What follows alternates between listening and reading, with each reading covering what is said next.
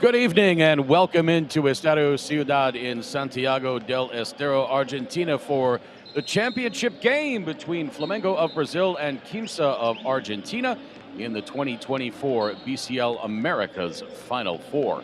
Alongside Andrew Hunt, I'm Craig Feta, and we're so glad you can be here wherever you're tuned in from around the Americas or around the world, in the USA on the FanDuel TV platform, in South America on DirecTV, and around the rest of the world on the BCL Americas YouTube channel. Well, Andrew, it all comes down to this, the game everyone has been waiting for since we tipped off BCL Americas play in December.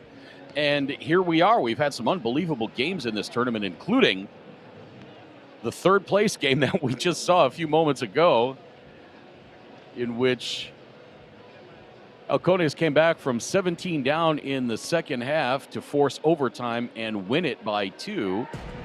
We've had some epic comebacks, some ridiculous shots, and a whole lot of fun, and I don't expect tonight to be any different in this title game between Flamengo of Brazil and Quimsa of Argentina playing on their home floor. Right, Halcones seems to be making a habit of those second-half comebacks, and that first game of the night, Craig, it had everything we thought it would and more. So, like you say, why would the championship be any different? And also this Quimsa home crowd, I expect will be rocking. That may be the X factor in this game. Flamengo comes into this one by the skin of their teeth, escaping Halcones de Salapa last night, 90-87. Flamengo gave up an 18-point lead in the second half and had to come back from 5 down and hang on late. And after losing in the championship game to Franca last year, they're not going to be satisfied with anything less than gold this year. Both these teams are capable of going on some serious runs. So if Flamengo gives that kind of opportunity to Quimsa, they could be in for a long night and not be seeing that hardware. Quimsa, meanwhile, cruised past Quebrada Maccabi, and they're in the same boat. They lost to Franca in the semis last year and then lost in the third place game to Minas. So they're going to be equally hungry for that top spot on the podium. As we go to the tail of the tape, as it were, the team comparison between these two squads, as you would expect, they are pretty evenly matched up numbers-wise. Quimsa 4% better on three-point field goal shooting. Flamengo 4 more rebounds per game. The assists and turnovers are nearly even. Points in the paint and fast break points, Flamengo has a +2 advantage in both, but then Quimsa has a +2 advantage in bench points. So you tally all those up, and you see exactly why these two teams are in the championship game. Yeah, and Quimsa's looked hungry the entire tournament. They just keep plugging along with one of the most complete teams from starting 5 all the way to the bench.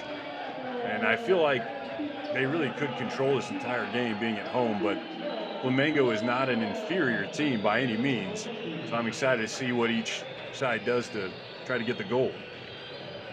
Yeah, I'd have to give the advantage in bench play and depth to Quimsa, but Flamengo is just so deep and talented as well.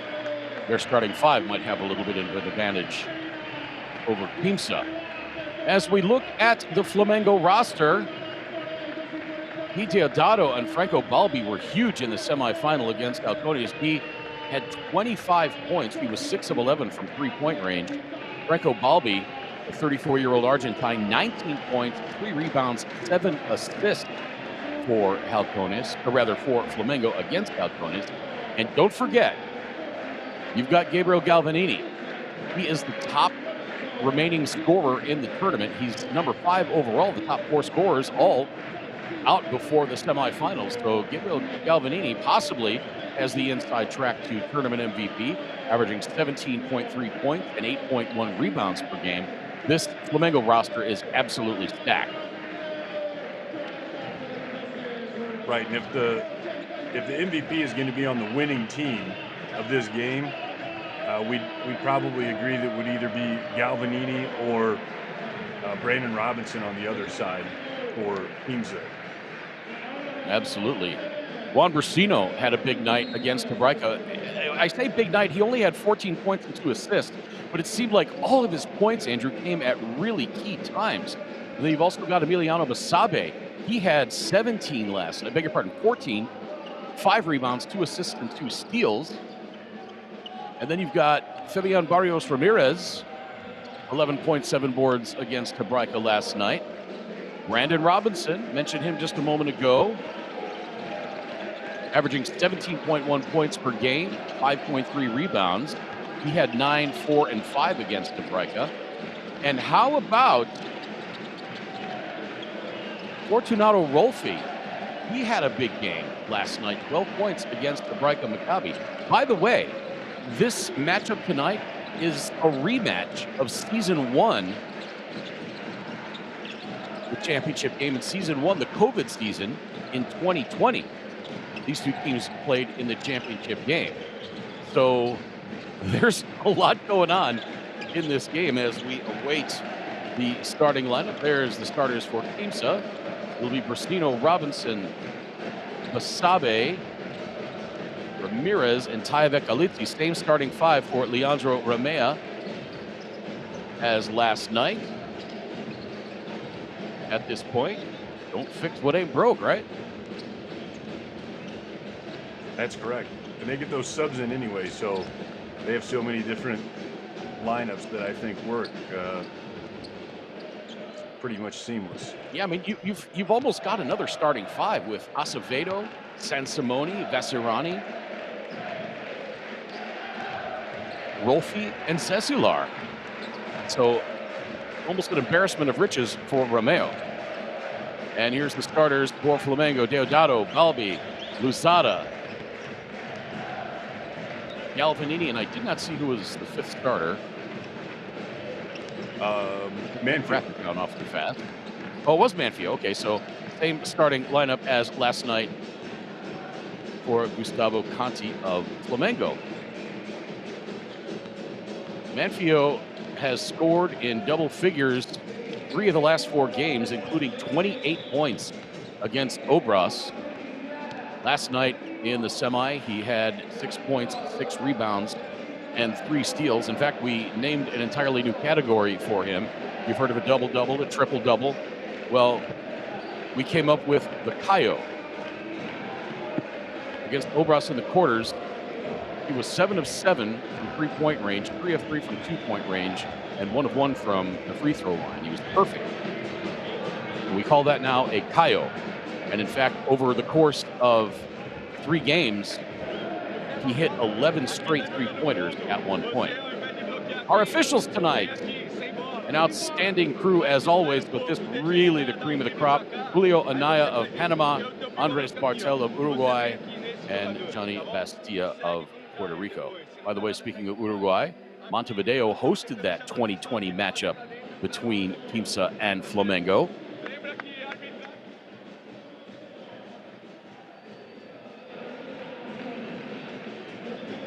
And we are just a few moments away from tip-off. Boy, that first game was just unbelievable. I'm still kind of floored by it. Jordan Glenn, 20 points for Halcones. Daniel Bejarano, 20.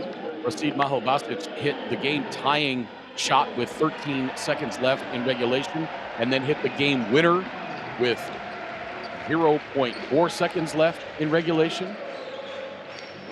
For Hebraica, Jordan Williams, 32 points, 8 rebounds. Luciano Perotti, 28 points. Ernesto Ogilvy, 18 points, 12 rebounds. And Franklin Haskell, 13 points, 11 boards. Just an unbelievably tremendous game. By the way, Brandon Robinson was the MVP of that 2020 tournament.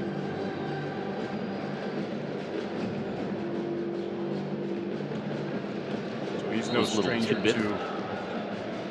Yeah, those little tidbits courtesy of Jaime Gutierrez with FIBA Americas. Appreciate you feeding us that info from the 2020 event.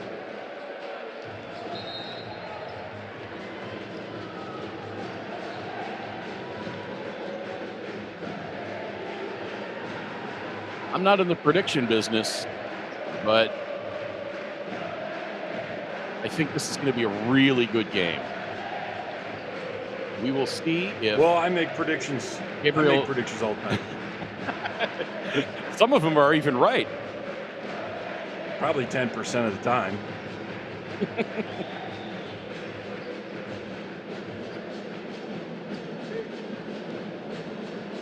But you have so many different guys in this game who can take a game over. You got Deodato. You got Galvanini. Kyle Manfield might be that guy. Racino, Robinson, Fabian Barrios Ramirez. All these guys can take over a game. And we are finally underway. Quimsa with the opening possession of this game. Racino to his right. Lob inside to Galizzi. Works his way in and stuffs it with the right hand over Galvanini. And that's going to get this crowd fired up early.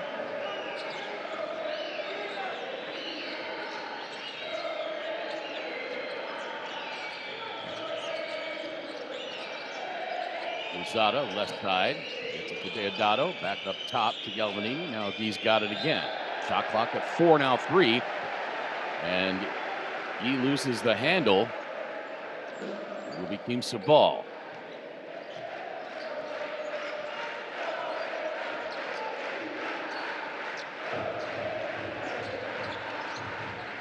Bristino over to Galizzi. Now the handoff back to Bristino. Galizzi rolls, but Galvanini stayed with him. Now the bounce pass into Galizzi. Galvanini can sometimes get himself in foul trouble. That time he comes up with the block. Great defense by Gabriel Galvanini. Got Gabriel João on the back of his uniform. He's from João in Brazil.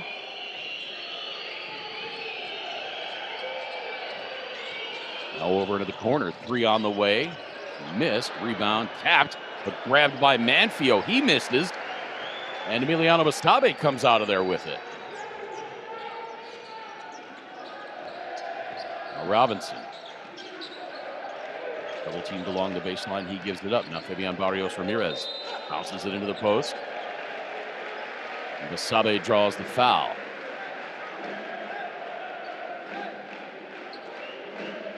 It's going to be on Franco Balbi. And that's going to be a guy that Flamengo cannot afford to get in foul trouble. He was a monster last night. 19 points, 3 rebounds, 7 assists against Halcones. Oh, and Basabe loses it as he spins toward the baseline.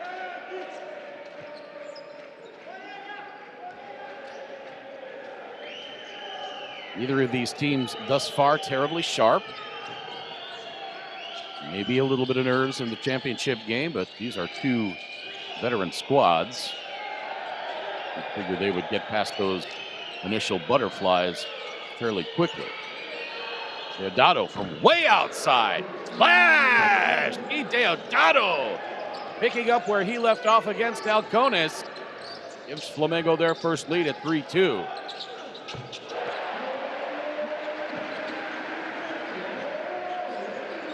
Now Juan Bristino answers at the other end.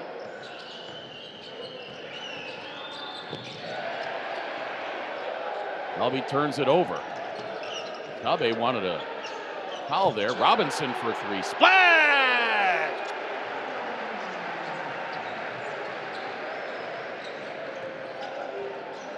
Quimsa up 7-4. Robinson's got his first point for the game and an offensive foul on Guy Deodato. Robinson's only that one shot that he's made, but he's done a couple things on defense already, really affecting the game on 3 or 4 possessions already. I thought I saw the official hold up 9 for Galvanini on that foul, but it sure looked like it was Deodato. Yeah, they did give that to Guy. So I'm not sure what I was seeing there as far as fingers. Deodato skip pass into the opposite corner. 3-pointer missed. Galvanini the rebound. And that's going to be a foul on Basabe. Never seen a player hold the official's hand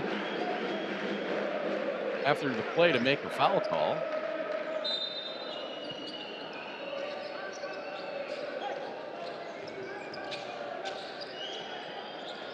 Deodato, the step back three. A little too much muscle on that one.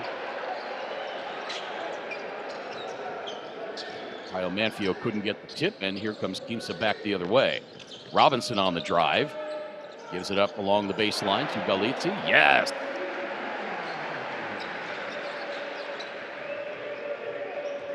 The lead is now 6 for Quimsa. Coming up on 6 minutes to play in this first quarter. Uzada, Deodato.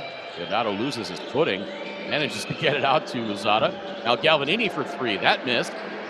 Rebound, Fabian Ramirez.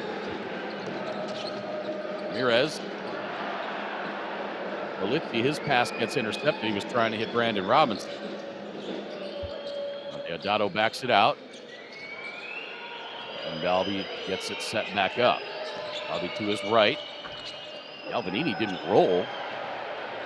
Even though both defenders stayed with Balbi, do you think Galvanini should have rolled on that, Andrew? Yeah, you got to look for your opportunities to score, especially him, a guy that they rely on 4 points. You mentioned one of the only top scorers left in the tournament at this point. He needs to be aggressive. Well, maybe not this aggressive.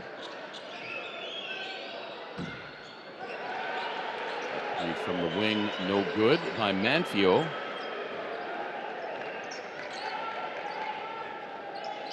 And so far, Flamengo 1 of 9 from the field, 1 of 5 from three-point range.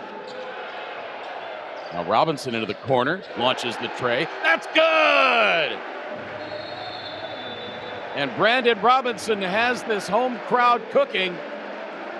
Estadio Ciudad in Santiago del Estero, and Leandro Romea has to be pleased early on. Gustavo Conti wants timeout.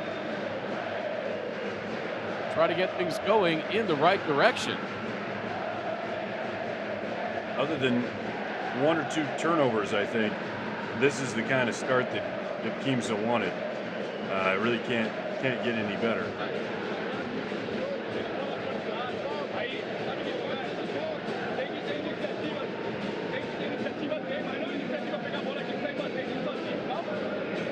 Not panic time by any stretch of the imagination. Gustavo Conti, always calm and composed in his huddles. We rarely see him raising his voice. And that is the case here. It's not that time yet. Just a deficit of 9 points. No problem. Flamengo came back from 18 last night and 17 tonight in the second half. 9 points in the first quarter is nothing.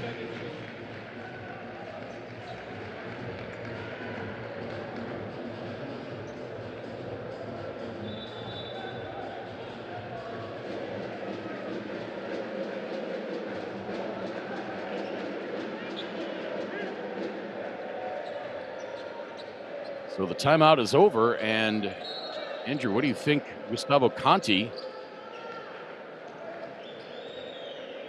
was drawing up there?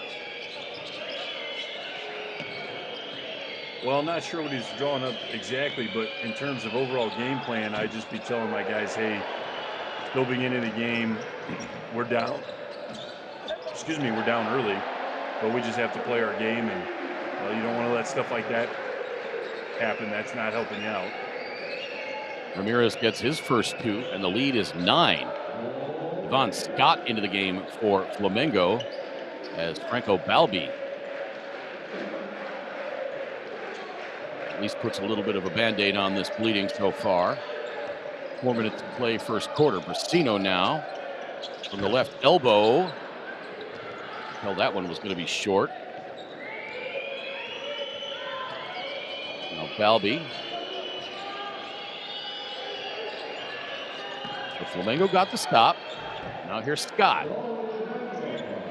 Boy, I don't know how he made that shot.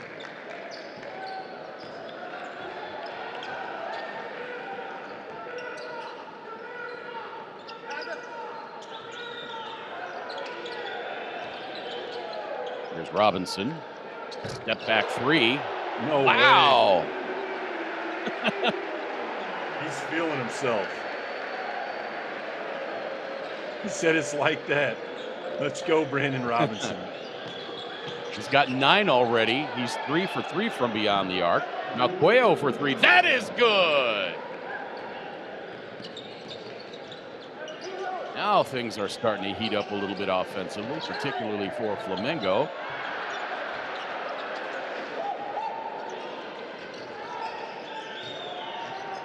Ramirez couldn't connect. Now Devon Scott, top of the key, hand off to Deodato. Shot clock at 7. Deodato. A little too much on that one. He's another one of those guys who will shoot from anywhere. Racino. You gotta get Robinson the ball right now. I think you could send Brandon Robinson into the parking lot and he'll shoot it and hit it. Racino, pass out. Splash! Oh my! Leon Ramirez, he's got 5. Their shooting percentage has got to be outrageous right now. Yeah, I just just as you started to say that, I was looking over at my stat monitor. Quimsa 4 of 5 from 3-point range. Now, I'm not real good at the math, but that's 80%. No shoes required.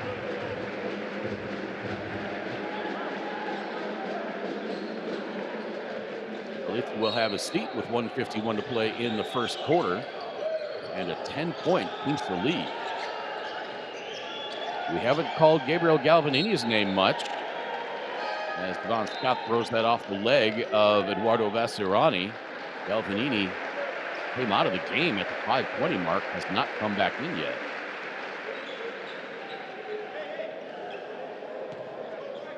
I don't know. I would describe Gabriel Galvanini sometimes as mercurial. He can absolutely dominate a game, and then sometimes he's just on the court, you know? Yeah, I agree. And it's hard from his position too. We've seen some of these guards. We talk about Jordan Glenn, Brandon Robinson, Jordan Williams. They can kind of handle the ball and get their own shot, get to the rim. Elitsi is a little more confined to the paint. He has some skill with the ball and can shoot a bit as well, but I don't know that he's the guy I want bringing the ball up the floor. And Simone kicks it out to Robinson. Robinson into the corner. 3 on the way. That's good! Oh my! Bruno Sansimone gets into the act. I gotta admit, if I was Brandon Robinson in that situation, I was not passing. Yeah, that was a good enough shot.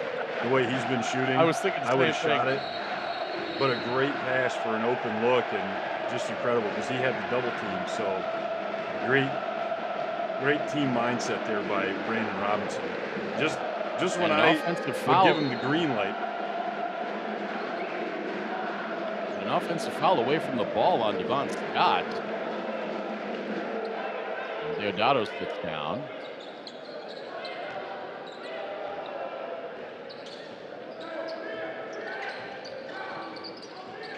Quimsa now 5 of 6 from 3-point range.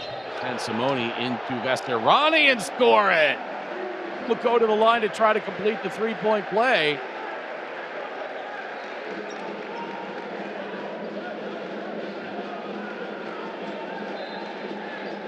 And I don't want to say that Flamengo's in danger of getting run out of the gym now. But man, 15 points in the first quarter. We've got a lot of time to come back, but Flamengo just looked like they expected the game to start about 30 minutes later. Yeah, this is what I said when I felt. I mean, this is better than what I expected that Quimsa could do. So that's even more dangerous.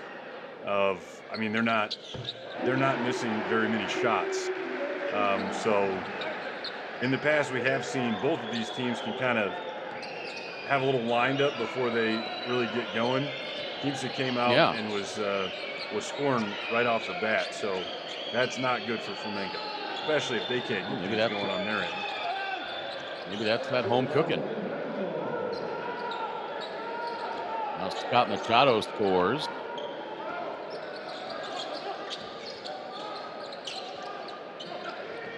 Balby. Rolfie. Fortunato Rolfie scores.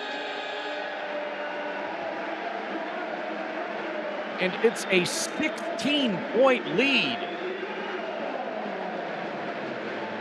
for Quimsa at the end of the first quarter on their home court. My goodness, what an opening salvo. As we look at the numbers, Flamengo 5 of 17 for 29%. 2 of 8 from beyond the arc. Quimsa 11 of 17 for 65%. 5 of 6 from three-point range for 83%. And they made their only free throw attempt. Quimsa with an early rebounding advantage, 10-8. 4 turnovers in the first quarter for Flamengo, 3 for Quimsa. As we look at the highlights, Martin Cuello for Flamengo, 3 points. Scott Machado, 2. Devon Scott, 2. Franco Balbi, 2. Guy Deodato, 3. Gabriel Galvanini checked out at the 5:20 mark with 2 rebounds and has not been back in. For Quimsa, Fortunato Rolfi, 2 points. Bruno Sansimoni, 3. Eduardo Vasirani, 3. Juan Bursino, 2. Tayavek Galizzi, 4. Fabian Ramirez, 5. And Brandon Robinson on 3 of 3 shooting from three-point range has 9 points.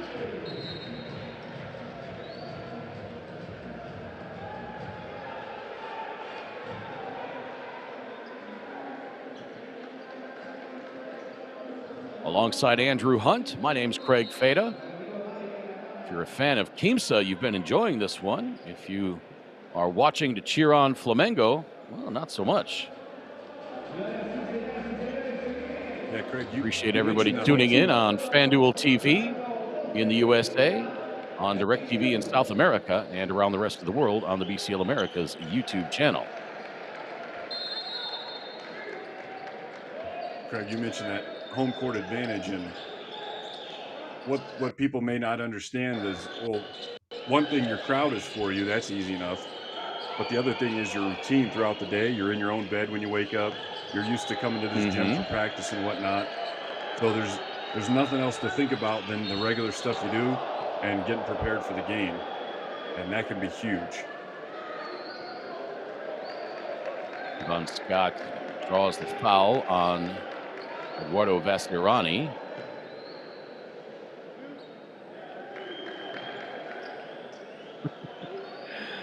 I always love the expressions after a guy gets called for a foul. Who, me?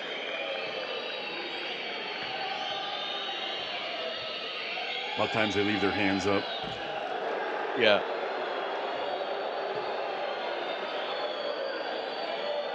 You watch the replay, their arms obviously come down like a lot. Yeah.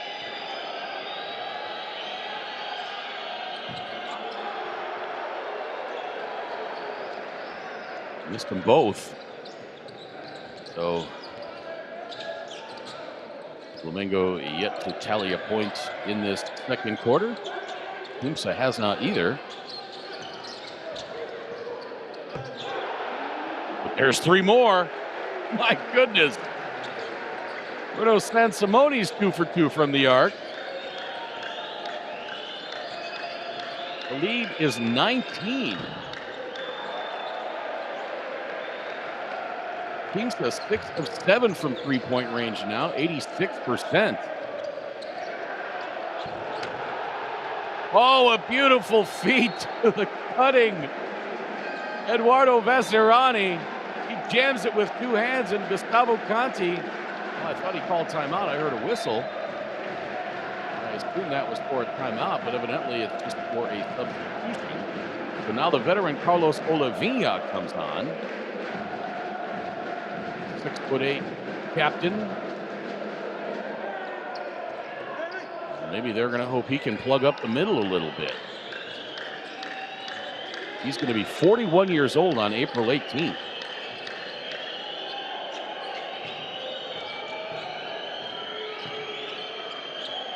Bastianini trying to defend Devon Scott, but Scott too strong.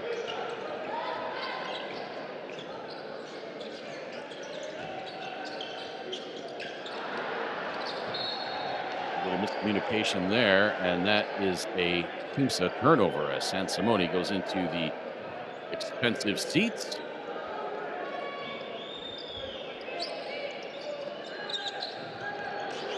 Scott Machado hounded by Sansimone.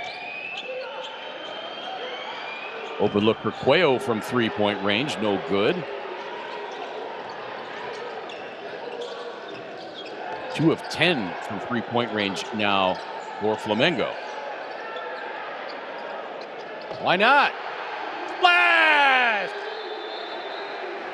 Quimsa just out of their mind from three-point range. Fortunato Rolfi, after his 12 points last night, says, hey, let me get some. Yeah, I don't know. What do we have? Maybe 20 three-point shots in a game would be maybe the norm.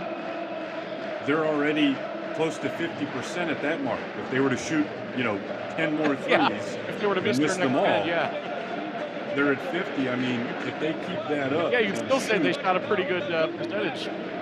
Look at that. But just saying that's hard to win a game if a team can shoot 23s at 50+%, which this team is almost there already. Without even shooting half of them, they're gonna have that percentage that you want. A 22-point lead for Quimsa.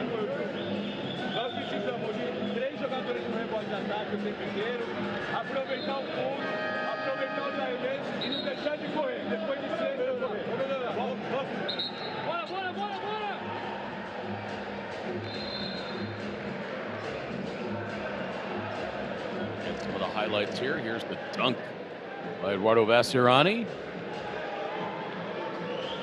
Not a Rolfi from about 24 feet away.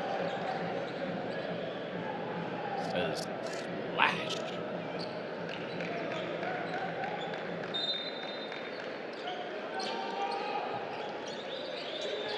And you can tell Gustavo Conti is just trying to push some buttons to get something to work. He's got Machado in there, Olivia, Cuello, Devon Scott's been in there. He's just getting nothing. Yeah, right now he's trying everything that I used to try when I played Street Fighter on Super Nintendo in 2nd grade. Just pressing any kind of button combinations, huh? Yeah, can I just kick for the entire match here? Can I hit that button?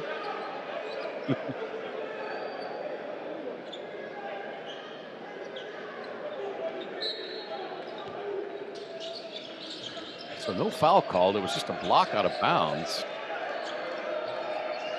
So Flamengo retains possession with a 14-second shot clock, which is now down to 7. Balbi, the turnaround in the lane. Ooh, a late whistle. That was a late. And the crowd did not like that.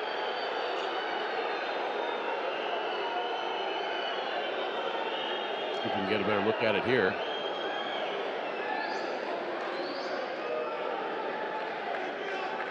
I'm not sure.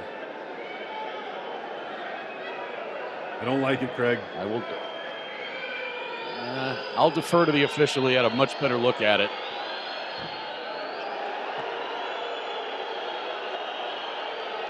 Craig, I've never met an official I didn't know more than, so I'm going to say they're wrong.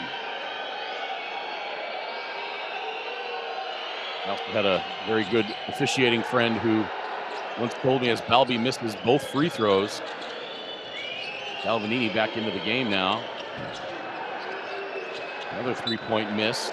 Rebound kicked out of bounds. It'll stay with Flamengo. But I once had an officiating friend tell me there's no such thing as a late whistle. If the call is right, it's just a whistle. If it takes you that extra half beat, make sure you get it right.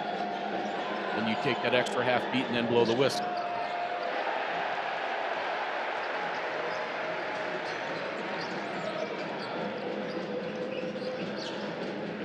that seemed to be a late whistle. Yeah, I was gonna say I don't disagree, but they're Sansimone. Oh, finally a miss. From 3-point range for Quimsa. Balby spinning his way into the front court. Balby launches the tray. Oof, almost banked that one in. Now the step back tray. That missed. Oh my goodness. Flamengo now, they're either 2 for 13 or 2 for 14 from the arc. Rolfi open for 3. No. So now Quimsa seems to have cooled off from the arc, and now maybe Flamengo can make a little hay. Quimsa shooting now just 70%, 7 of 10. Galvanini. Oh, beautiful. Pass to Olivia. Count the bucket.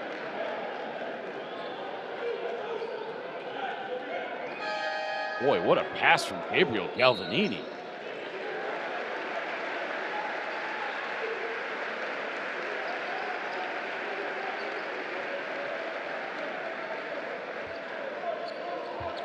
Eduardo Esserani sits down with his second foul.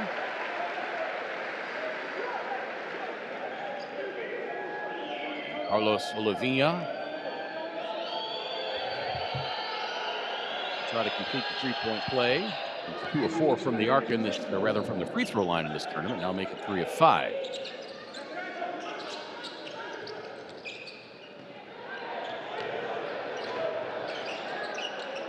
Sabe.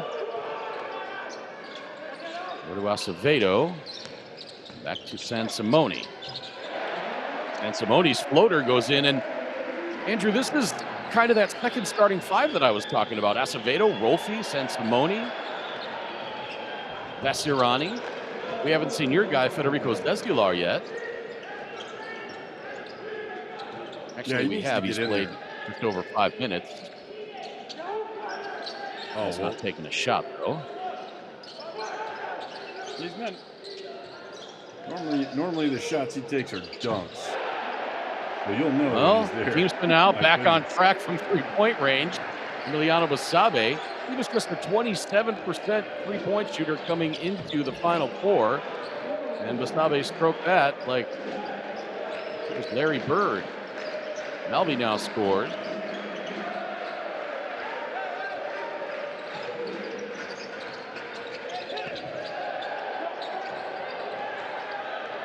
Biggest lead of the game for Quimsa has been 22 points on 2 different occasions, including just a moment ago. Now Balby for 3, that misses. Rebound Basabe. Sansimone right side. Now Robinson.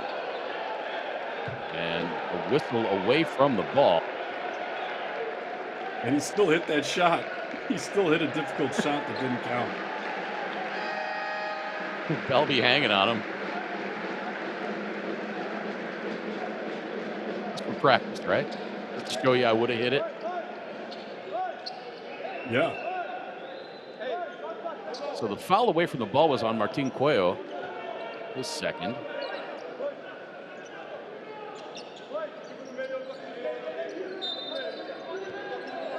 Robinson to inbound, not guarding the inbound pass. Sabe to Vecino. Ramirez pass stolen away. And what was the whistle for? Did Deodato kick it?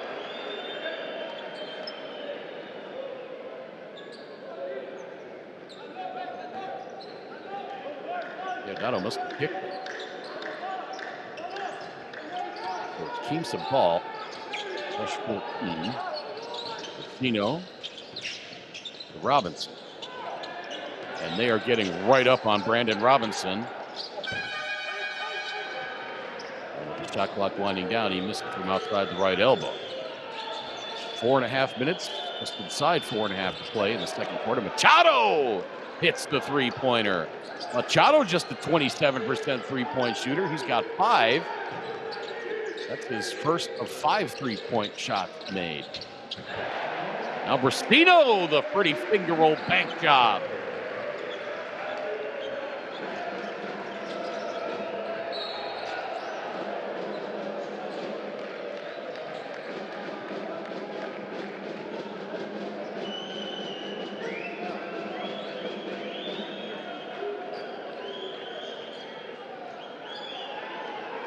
foul by Brasino.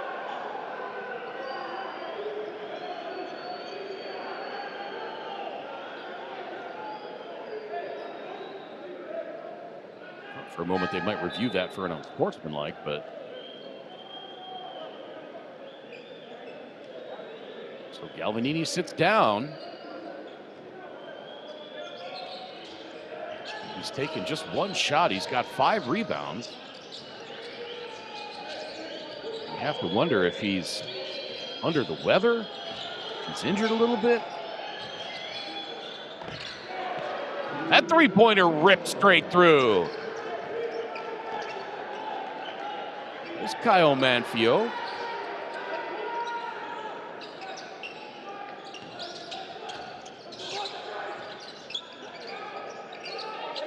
Down to 16. Quimsa, the way they move the ball around and get a lot of people with a touch. Flamengo hasn't done a lot of that. The last couple plays that they've gotten the basket have been better. The bench for Quimsa and the crowd screaming for a travel.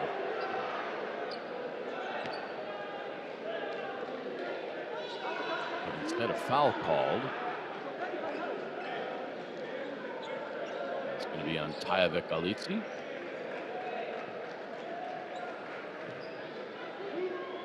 And Olavinha back to the free throw line.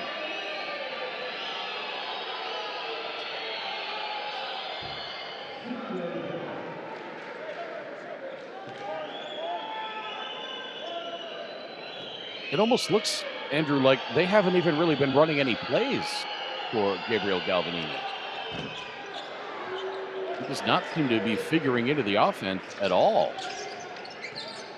Yeah, the best look we saw, he got the ball in the low block, dribbled in, and then had a really nice pass to Olavinha for a basket and maybe even an and one. I don't recall if he got a foul on that or not.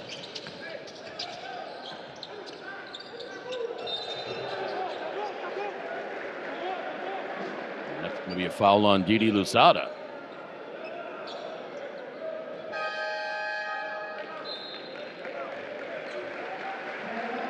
Yeah, Didi a little too close in the kitchen there. And a timeout call.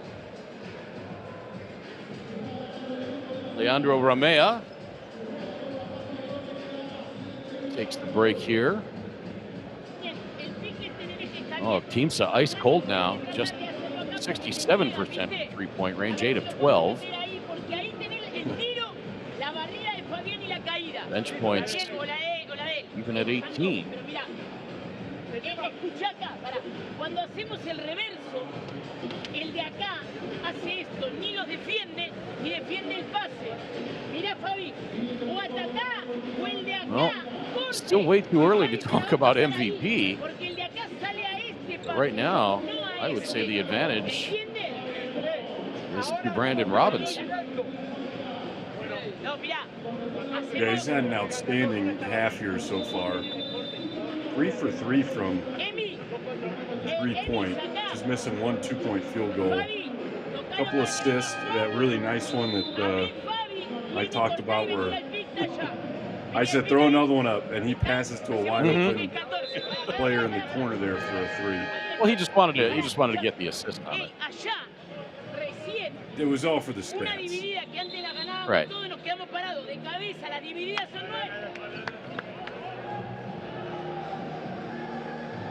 So Brandon Robinson, if indeed this result holds and he continues to rack up the points in this game, he would likely add another tournament MVP to his trophy shelf, in addition to the one in 2020. Brandon Robinson, as decorated as they come. A three-pointer, and again we see a guy run out. If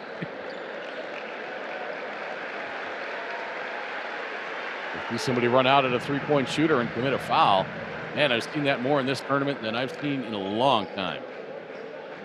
Brandon Robinson, a Division II All-American at Clayton State in Georgia in 2011. He was the NBL Canada Rookie of the Year in 2012, the All-Star Game MVP. He played in Chile and China. And again, won the championship with Quimsa in 2020 when he was named MVP. Robinson misses the second free throw. As we get a look again at Leandro Ramea.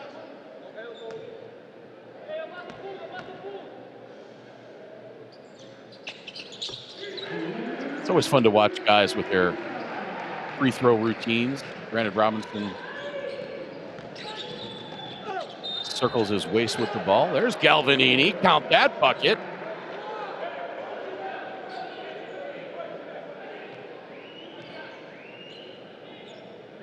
Did you have a routine at the free throw line? Yeah.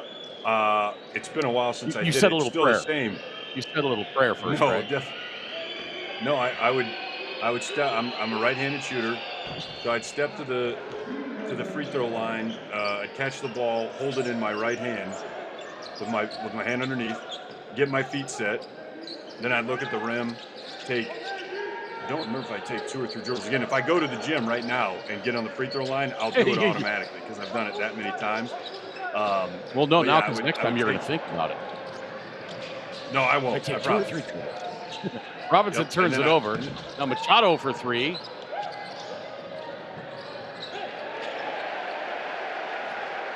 Oh my, saved in nicely by Ramirez. And an offensive foul. I believe that's going to be on Barrios Ramirez, or no? Is it on Tyvek Galitzi? It's on Galitzi. Yep, absolutely. I thought there was Ramirez on the drive, but it was Galitzi. So that's his second foul. It's like when you want to get a guy rattled on the golf course, you say, do you breathe on your backswing? Do you inhale or exhale on your backswing? Or do you not breathe at all? And the guy gets on the tee and can't think about it. Well, Galvanini slips, and they're going to call that a travel. I've seen some guys slip on that circle logo around the free throw line at both ends of the floor in both games last night and both games tonight. Makes me think that's one of those decals that gets applied and it's not actually painted on the floor. Oh, count that bucket, Juan Bristino.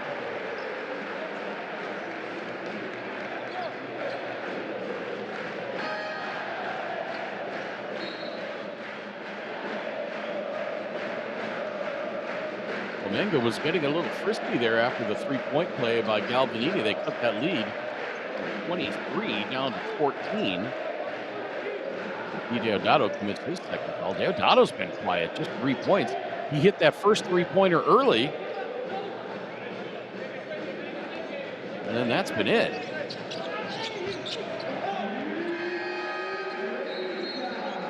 Complete the three-point play.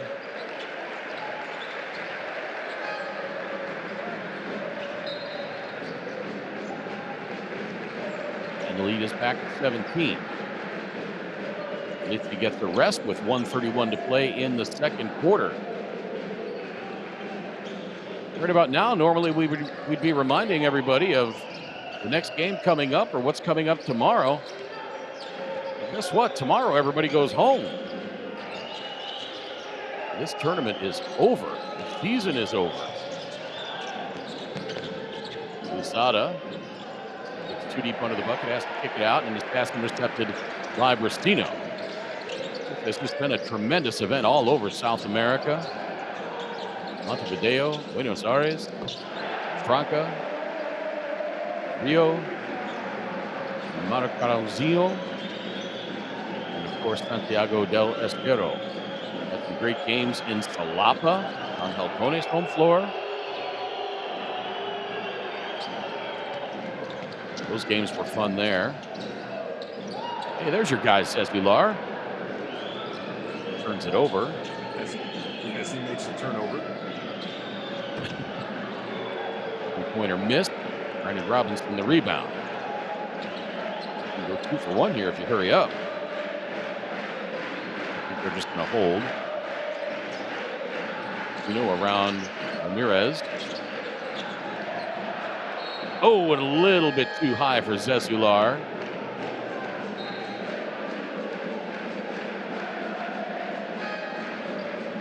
Federico saying, what? Don't throw it so high.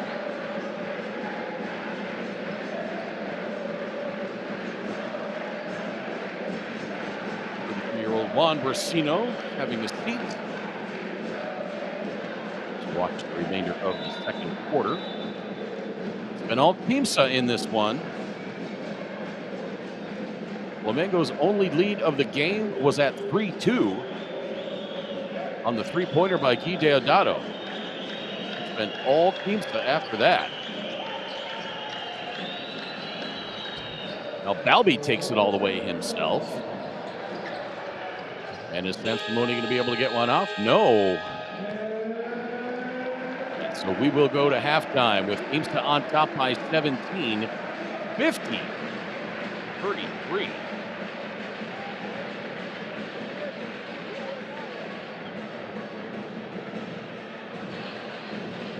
Quimsa outscoring Flamengo in that second quarter by just 22-21. So Flamengo better defensively and much better offensively in that second quarter. As we look at the shooting numbers, Flamengo 13 of 36 overall, 36%, 4 of 18 from three-point range, 22%, 3 of 8 from the free throw line. Quimsa 19 of 29, 65% overall. They finished the half 8 of 12 from three-point range for 67%, 4 of 5 from the stripe. 4 rebound advantage for Quimsa. They've got 20, 10 turnovers in that first half for Quimsa, just 6 for Flamengo. And if Quimsa doesn't want to let Flamengo back into this game, they're going to have to take much, much, much better care of the ball.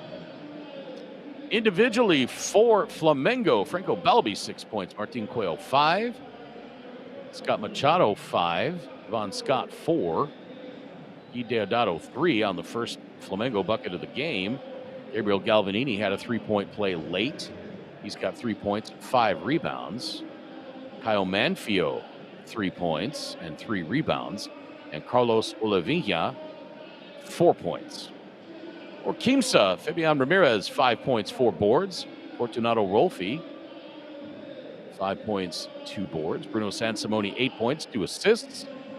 Eduardo Vestirani 7 points, 3 rebounds. Emiliano Basabe 3 points, 6 boards. Juan Brasino 7 points, 2 assists. Ty Vecalizzi 4 points. And Brandon Robinson leading all scorers with 11 points on 3 of 4 shooting, 3 of 3 from beyond the arc. He's also got 3 dimes. So it's a 17-point lead for Quimsa on their home floor in the championship game of the 2024 BCL Americas season. Andrew Hunt, what does Flamengo have to do in the second half to try to come back? Well, I mentioned the shooting for Quimsa. If you're Flamengo, you just have to limit the open shots. It's tough because they move the ball so well. I think I've said almost every game we've watched them that I really appreciate how they move the ball around, that being Quimsa. But if you're Flamengo, you just really need to somehow throw them off the rhythm. Here at the end of the half, they were getting things going a little bit offensively, so they were showing some life. But if they don't slow Quimsa down considerably, I just don't think there's enough offense they're going to be able to create to catch back up and take over this game.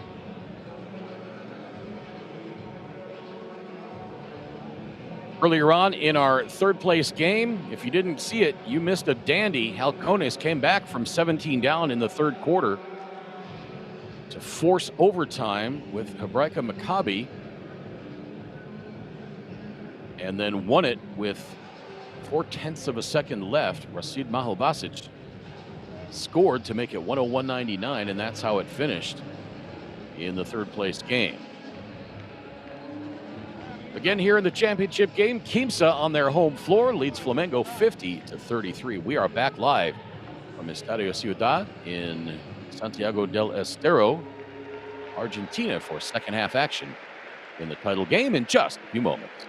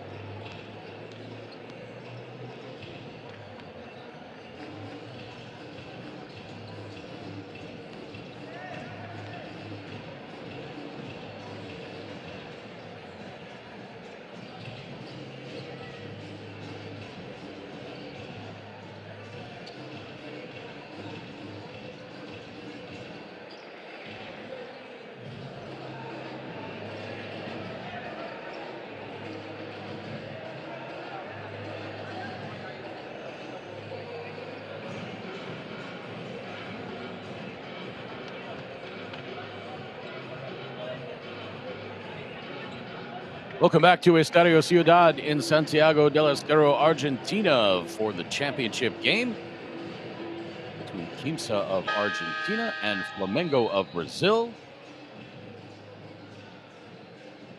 Quimsa leading coming out of halftime,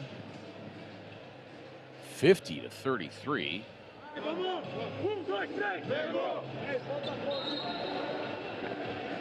Alongside Andrew Hunt, my name's Craig Fada. Thanks so much for tuning in. Wherever you're watching from in the USA on FanDuel TV, in South America on DirecTV, and around the rest of the world on the BCL Americas YouTube channel. And Andrew, we've seen some special games in this tournament. We've seen some epic comebacks, most notably by Halcones the last two nights. Flamengo certainly has the guns to do it, but they're not going to be able to do that if they play like they played in the first half. Yeah, we mentioned before the break what kind of adjustments they might make. So we'll see here defensively if they can do anything to get Quimsa out of their rhythm. And they were developing a little bit of their own rhythm at the end of the first half. So if they can keep that up, hopefully their offensive struggles are behind them. Well, one adjustment that Gustavo Conti made as Brasino makes the layup.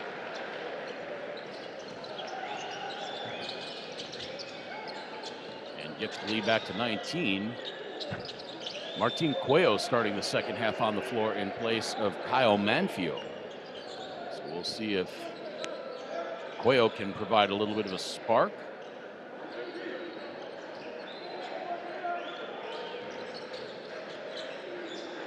Brasino over to Robinson, now into the corner. Three on the way from Basabe, that missed. Rebound, Deodato. A missed three-pointer by Flamengo, and they are 4 of 20 in three-point range. Robinson missed from three. And Quimsa's coming back to earth. They're 8 of 14 from three-point range now after starting off 7 of 8. I think they've missed their last 7. And now here at the other end, Martin Cuello gets the three-pointer, and that's why Gustavo Conti's got him in there. Cuello, a 32% three-point shooter in this tournament coming into the Final Four. He only had 3 points against Halcones.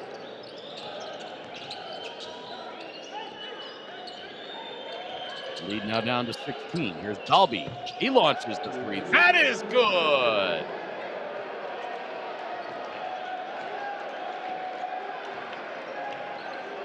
Don't look now. Good start so far. Yeah. Yeah, leads down to 13. And Quimsa's having a little bit of trouble with the zone, too. 9-2 start to this third quarter for Flamengo. Now Balby, the steep part for him, and he lays it in. And Leandro Romea says enough of this nonsense. Takes time out as Flamengo gets it down to 11. Balby's got 11, and just like that, Flamengo's got some life. And you can hear a pin drop in Estadio Ciudad.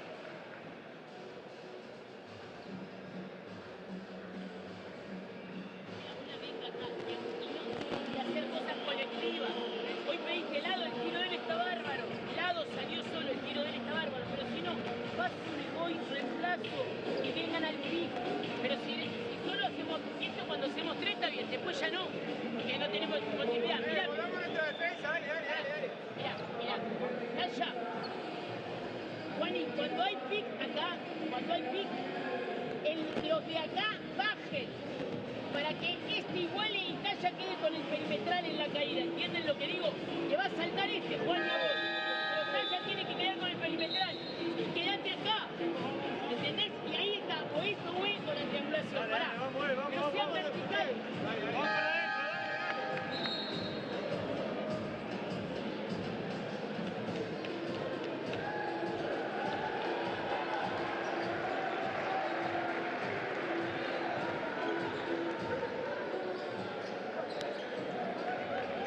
closer look at the pretty stroke by Franco Balbi. He's starting to heat up. He had 19.7 assists against Halcones last night. He really was the driver for Flamengo. Racino to Robinson. And you have to wonder if Quimsa has maybe fallen in love with the three-point shot a little bit too much as they shoot that one up with just 3 left on the shot clock. Therefore, the putback, though, Federico Zezular, I beg your pardon, that was Emiliano Basabe. Saw the pink shoes and thought it was Zezular.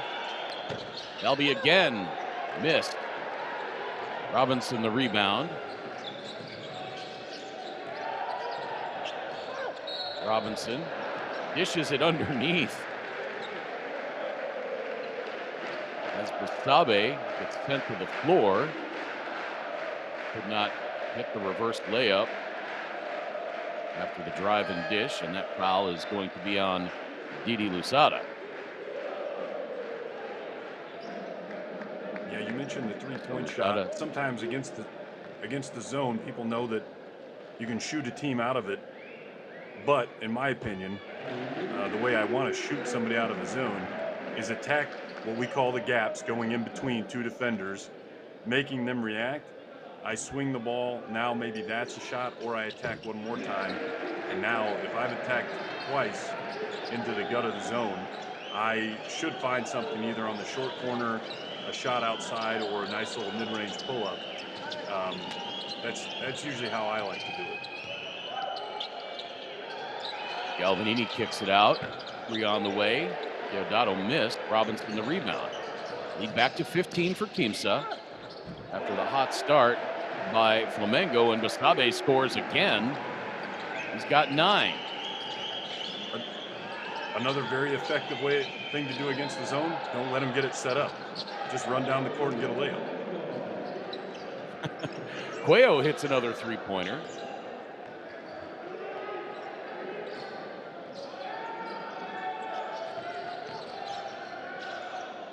Robinson from way outside, missed.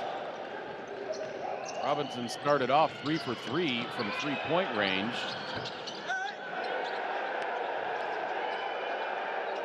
Now missed his last 2 attempts. That 3 by Balbi is up and good. Lead back down to 11. Balbi's got 14. And Andrew, I almost said it coming out of halftime that I had a feeling we might see something special, but I didn't want to think it was just wishful thinking. Yeah, what we're seeing is Quimsa just hoisting threes. Special game. Now Galizzi and Balbi get tangled up a little bit. And Racino was ported out of there by one of the officials.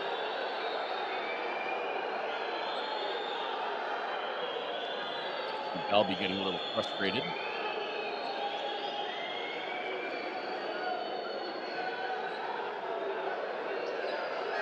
Fans are all in a dizzy, much more so than the players are.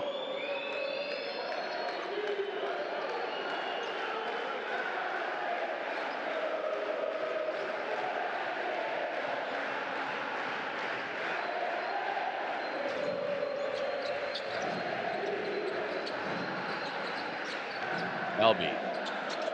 Long three-pointer. Missed it wide left.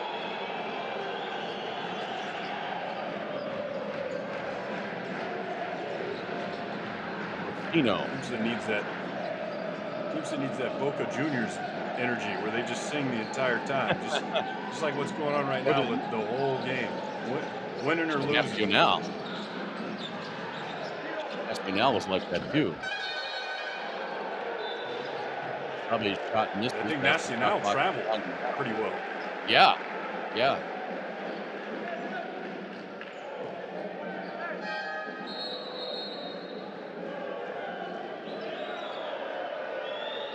All called on Kyle Manfio. Third team foul for Flamengo. Inside 5 minutes to play third quarter. Balbi sits down for a little rest.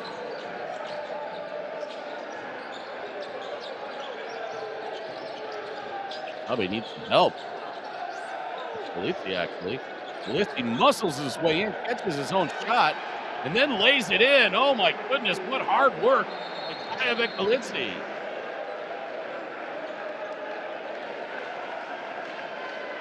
If you're a aspiring post player, rewind that play to see how you use a pivot foot.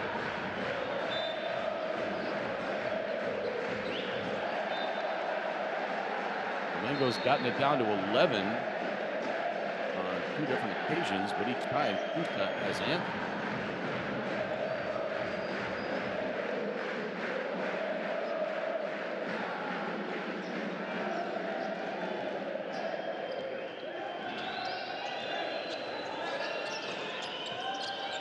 Machado around the screen by Galvanini.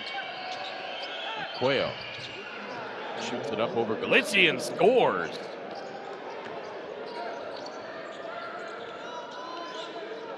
Cuello's got 13. The lead is 13.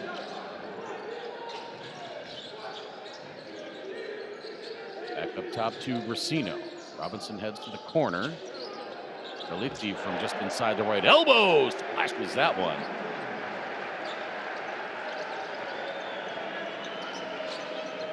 And again, the lead back to 15. Galizzi's got 8. There's Machado looking for an opening. Galvanini.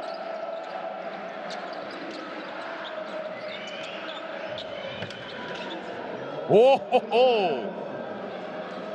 Clear out for Caio Manfio, soaring in for the dunk. Kind of came out of nowhere. Yeah. Ramirez for 3. That's got to be a charge. Yeah. You are absolutely right. Machado doesn't like it.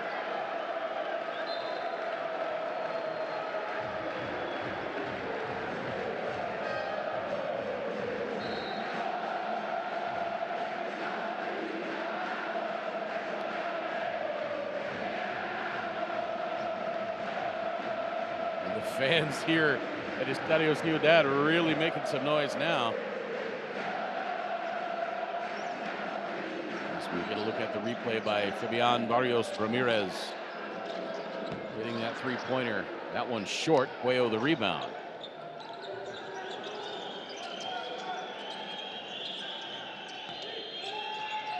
Lusada.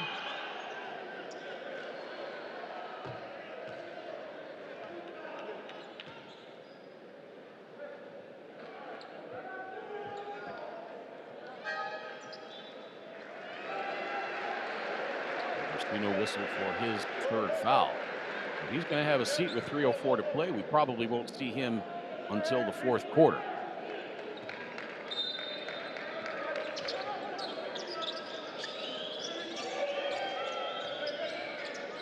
Now Cuello, 3 minutes to play in the 3rd. Nearly stolen away by Ramirez. Oh, and Luzada sweeping in from the baseline and jamming it with 2 hands.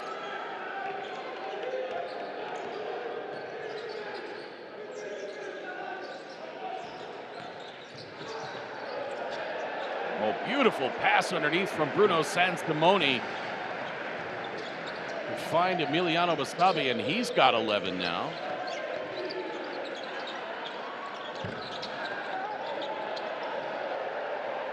Rebound taken out of there by Sansimoni. He circles it back around and gets the offense set up. Barrios Ramirez.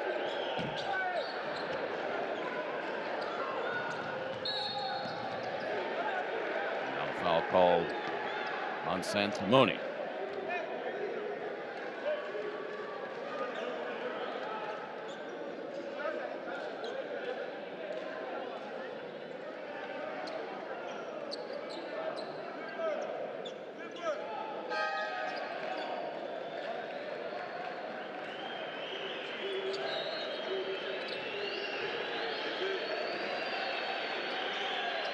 Sabe has a seat. Federico Zezular comes back on.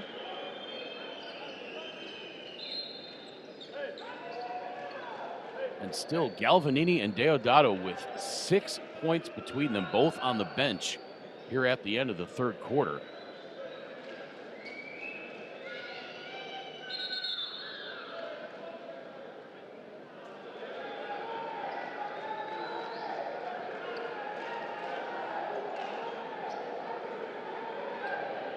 Not entirely sure what this is about here.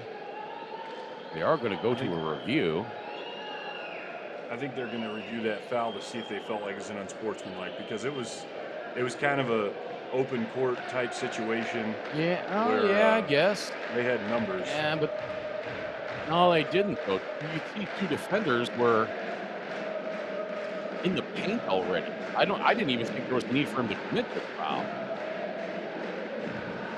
He had 2 defenders freaking in the paint there. I think maybe that's an unsportsmanlike he did. The intent was to impede the play. And I know what you're gonna say. Make the play for the ball, stop the play. But really, do that. Yeah, he grabs the arm first, didn't even make the play for that ball. He was trying to commit the foul to stop the layup. So again, in a half-court situation, I think that's maybe a common foul, but I think in a transition situation, that's going to be an unfortunate one. Yeah, I wouldn't disagree with that call if that's what they come up with.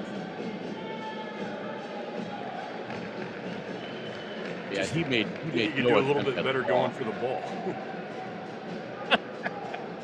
Did I read your mind or what?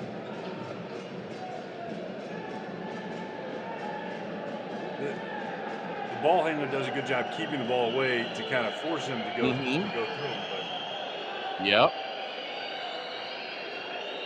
if I just feel like I have an argument, if I'm the defender and I can get my arm across the body of the ball handler, tip the ball out of bounds while basically running my shoulder into his chest rib area.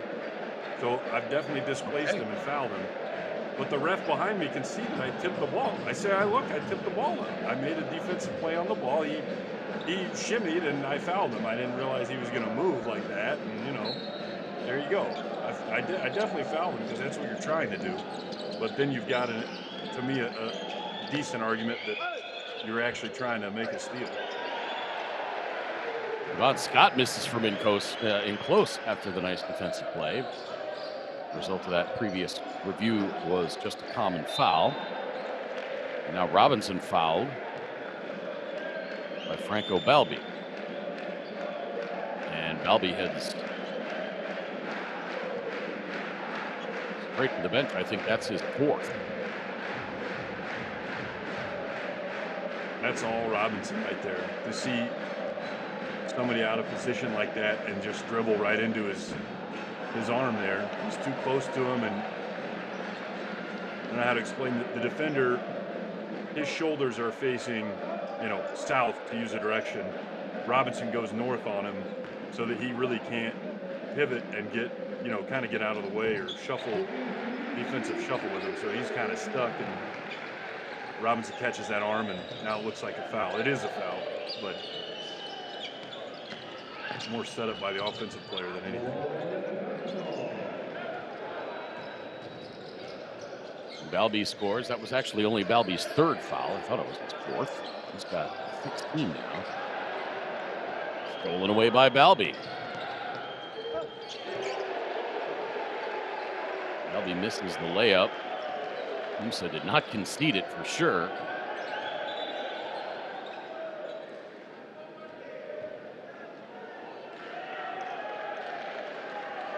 Restorani's got to put the mare back in the tire. Here you get a look at Brandon Robinson, the 2020 Steel America's MVP. Now Balbi has a seat with 1:20 to play in the 3rd. I'm sure he does not pick up that 4th foul prior to the 4th quarter. Sansimoni back to Robinson. Down to Ramirez, back outside to Sansimoni. Misses the open 3. Rebound pulled out of there by Devon Scott, and a foul.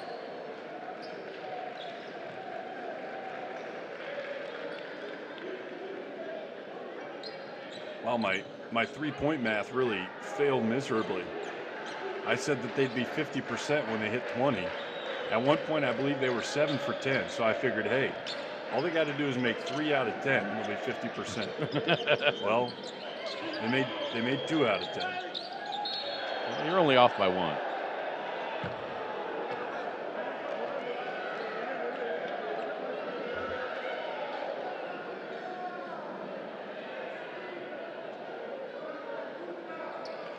There's Deodato. For them. No, that was Scott Machado. That face he was making, it kind of looked like Yee. So Machado to the free throw line, 71.4% on the tournament. Has not taken a free throw in this game yet. And switching to first. Just looking at my statistics, your simple math to explain your score. Before that shot, each team had taken the same amount of free throws. Quimsa made 7, and Flamengo had made 4. So now they're 6 of 11 instead of 4 for 9, which they were. They've taken 28 threes, Flamengo, only made 8. Meanwhile, Quimsa's only taken 20 and made 9 of them. So they made more threes with 8 less attempts. And then the 2-pointers are almost equal. But again, they've made 4 more shots. That pretty much gets you to Machado, a little hesitation and fadeaway. Pretty shot by Scott Machado there, and the lead back down to 11.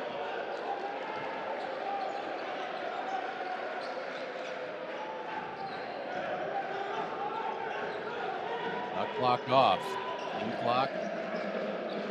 10. Nearly thrown away. Able to stay with Quimsa as Machado knocked it out of bounds with 8.1 to play in the third. Boy, if Flamengo can somehow come away with a steal here and get a bucket, or at least get a stop. And Simone gives it up to Vassirani. I don't think he got the shot off, and even if he had, it got swatted into about the 16th row. So we head to the fourth with Quimsa on top by 11, 70 to 59. Look at the shooting numbers. Flamengo starting to creep up. Starting to sink. They are now down to 43% three-point range. Started off 7 of 8. 2 of their next 13.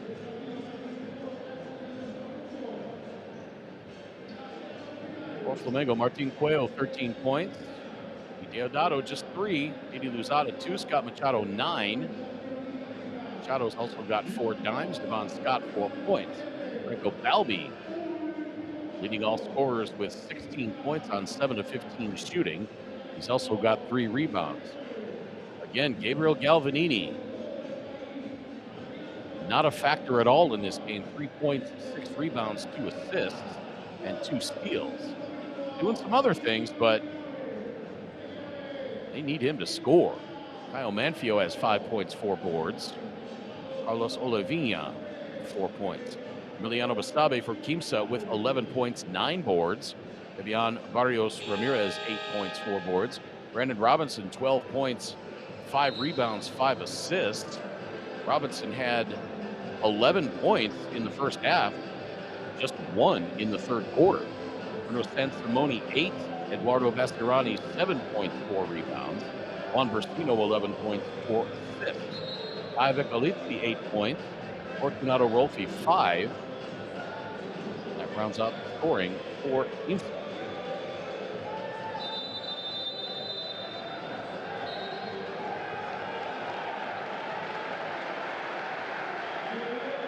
And you hear the fans starting to wind up as the teams come back out onto the court for the fourth quarter. We are live from Estadio Ciudad in Santiago del Estero, Argentina.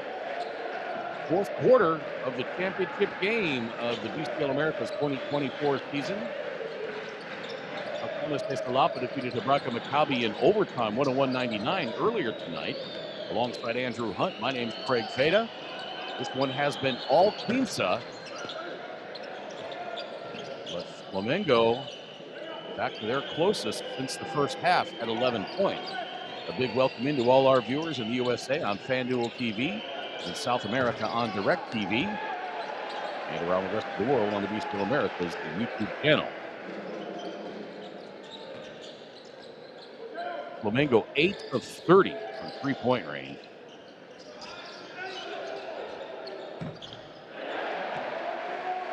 And that little shot rolls in for Eduardo Bastirani.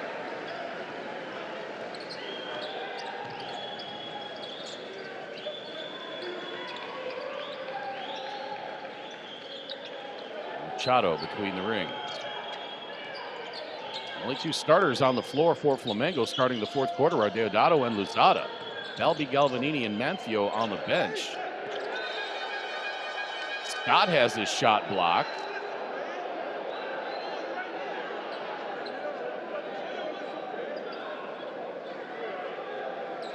And I don't know if you could hear it in the audio as well as we could. Somebody very close to getting teed up.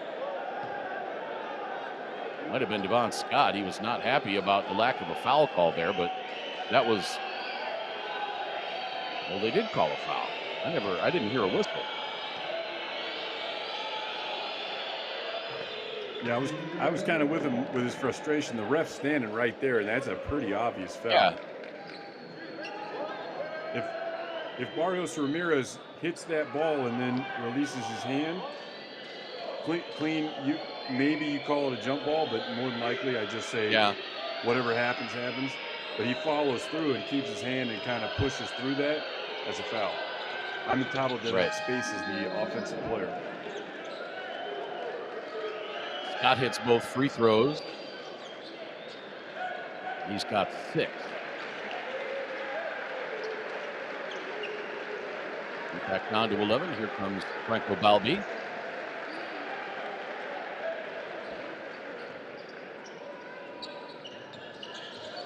Galvanini back in as well. So it's Balbi, Cuello, Deodato, Galvanini, and Luzada for Flamengo. For Quimsa, Acevedo, Basabe, Brosino, Galizzi, and Robinson. So Acevedo on for Fabian Barrios Ramirez getting a break. Offensive rebound by Galizzi. Robinson back outside to Brosino, getting the offense set back up. Shot clock down to 7. Robinson from 18. Oh, what a tough shot by Brandon Robinson. Was somebody draped all over him, no less. Yeah. Albi tries for 3 at the other end. Offensive rebound, Martin Cuello. Cuello kicks it out. Luzada. Deodato, that was a 3-pointer. You saw the full court pressure there by Flamengo. I was going to say, even down 11, now 13. With the way that Quimsa can score, you've got to start being aggressive. And here's Robinson closing this game out right now. My goodness. Brandon Robinson said, well, yeah, I only scored 1 point in the third quarter. I'm saving him for the fourth. A couple of impossible jump shots with guys in his face. He robbed now with 16 points, 7 rebounds, 5 assists. Lead is back to 15. You mentioned Robinson earlier, and something that I think I'm a little bit different than most people, and maybe if I tried this at a professional or college level, I would find out that I'm completely wrong. But I've always wondered, when a player's hot, like Robinson was earlier, I believe he came out within the normal rotation, which I understand. I've always thought if I've got a guy that's really shooting well, I'm gonna sub in the other 4 players, leave him in, and then as soon as he misses a couple shots or just looks now that he's just really tired, now I'm gonna send in whoever his sub was. Kind of ride the hot hand type situation. But you do have those lineups and they kind of have a cohesiveness about them, and Quimsa even more so that they really almost have a full another 5 that come in rather than like a 6th man that sort of joins the starting 5. So, just just something for viewers and yourself to think about when you look at this. But he's in the game now, and I expect being in the fourth quarter, he's not coming out. Robinson's played 27 minutes and 54 seconds of this game. Leader in time on the floor in this game. Now Luzada, oh, pretty move by Didi. Every time Flamengo's gotten to 11, Quimsa has gone on a run. Now poked out of bounds, or rather poked into the backcourt. Quimsa maintains possession. Racino bounces it to the cutting Galizzi, count the bucket, and he'll go to the line to try to complete the three-point play. Ivan Galizzi now with 10 points.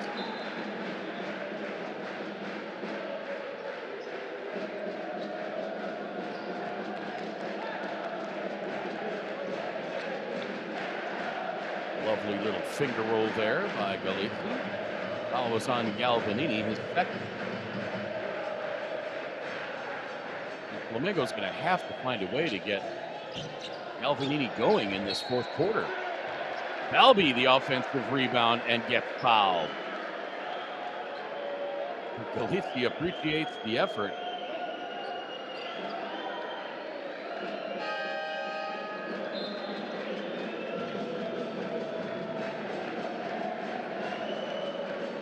Manfio sits down. Molavia comes on. Side to Vistabe. Galvanini watched that pass. Back to Racino. Racino launches it from 20, misses everything except Martin Cuello. Cuello into the front court, little hesitation, and the foul by Acevedo.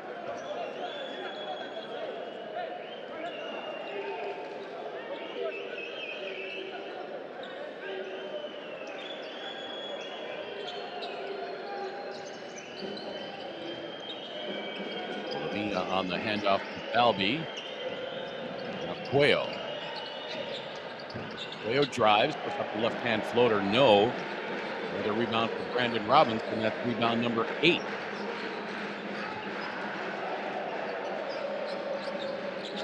Now Robinson, bounce pass to the post, and Galizzi couldn't handle it. Goes down to the floor, and comes into contact with the baseline.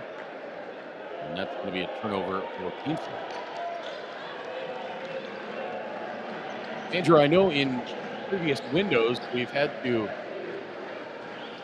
wonder about the temperature, because don't forget, it is summer in the southern hemisphere.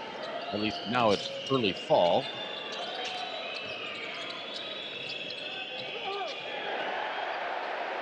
And we've seen heat and perspiration on the floor become a factor. It's 3 degrees right now in Santiago del Estero, 72% humidity. That's a problem. We've seen a lot of guys starting to slip as guys get more tired and perspire more. Robinson fouled. Way over that.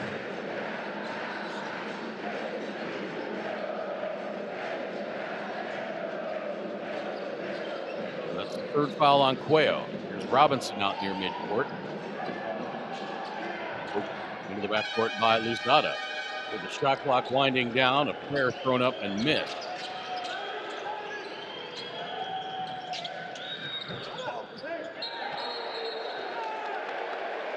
An offensive foul.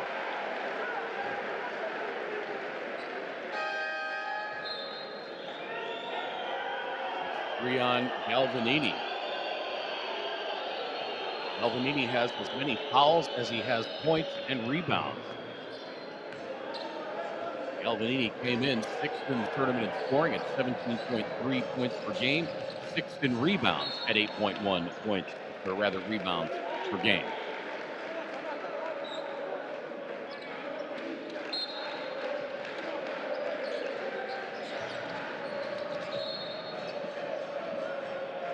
Machado denies the inbound pass.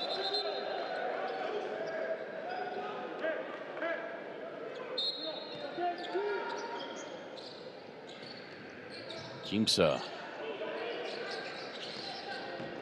Just about 5 minutes away from hoisting the hardware. Racino hits the floater off the glass.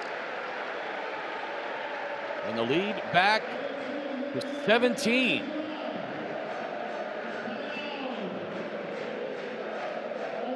Gustavo Conti wants a timeout. And yeah, that's just what I was saying, or I was about to say, I should say.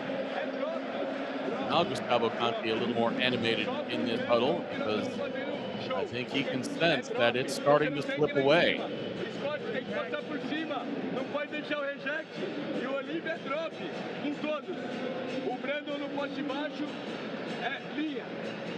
Tá clara a regra. Nós precisamos todo mundo fazer a mesma coisa, senão não tem como recuperar. Primeiro é pensar aqui atrás, depois correr. O melhor momento nosso foi entregue. Melhor momento. É pique, repique e atacar em 5, 6 segundos até 8 segundos no máximo. Tá certo? 70%, Quando for 23 giro, of 33. nós estamos fazendo movimentos rápidos. Foi giro, esse cara They have crashed back to earth on their three-point shooting, 9 of 23. They started off 7 of 8.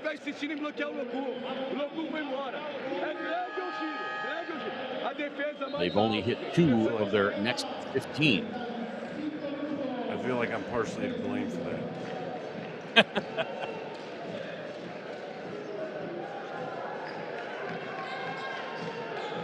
I think I explained to you one time, if I'm missing shots, how I figure, well, if I'm 1 for 4, well, then I'm probably going to make my next 3 because I'm usually a 40 to 50% shooter.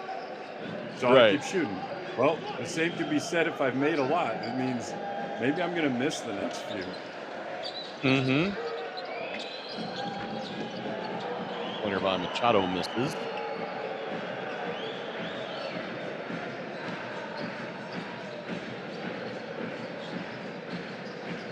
Racino, pounded by Machado. 3 on the way. Nope. And that goes up over the backboard and off the support. Flamengo gets a stop. Cuello left him alone. Now Luzada for 3. Nope. Cuello tips the rebound. Ping pongs around before being taken by Robinson. 16 points, 8 boards for Brandon Robinson. Robinson for 3. Yes! Brandon Robinson!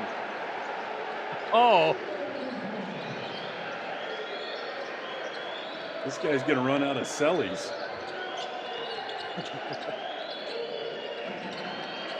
I think that's going to do it. 20 points with 4 minutes to play. That may have been the dagger. Now Olavinha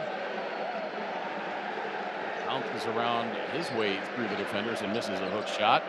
And now the fans here in Santiago del Estero can start to taste it. Acevedo working on Galvanini. And a foul on Galvanini, that'll be his 4th.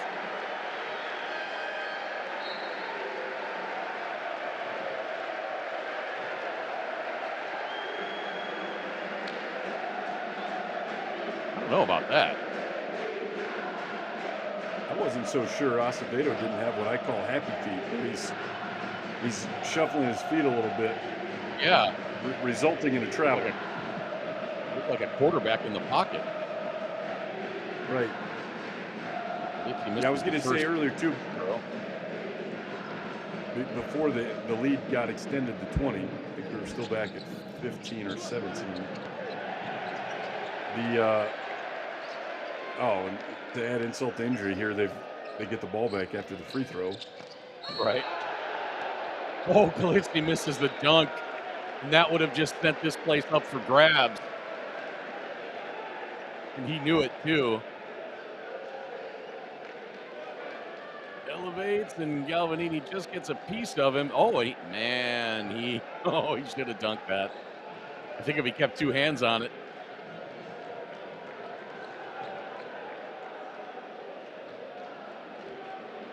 So do they call Galvanini for the foul? I believe so. Yeah, that's 4 on Galvanini.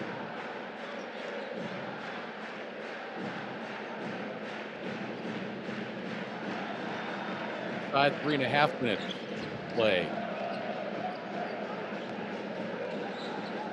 Free throws missed. Galvanini to Cuello. Back to Galvanini. Now he takes a three-pointer, and that's good.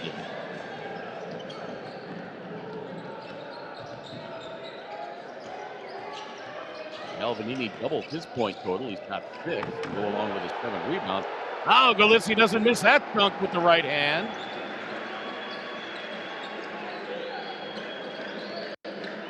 Inside 3 minutes to play.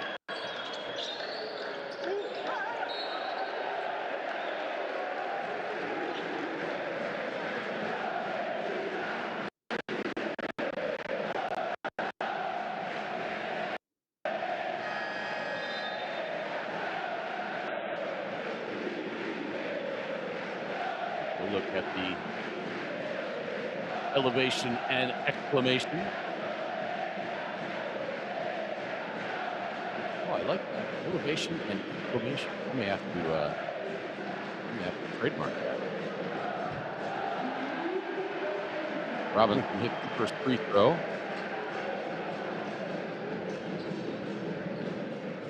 Get the lead back to 20. They get the second to make it 21.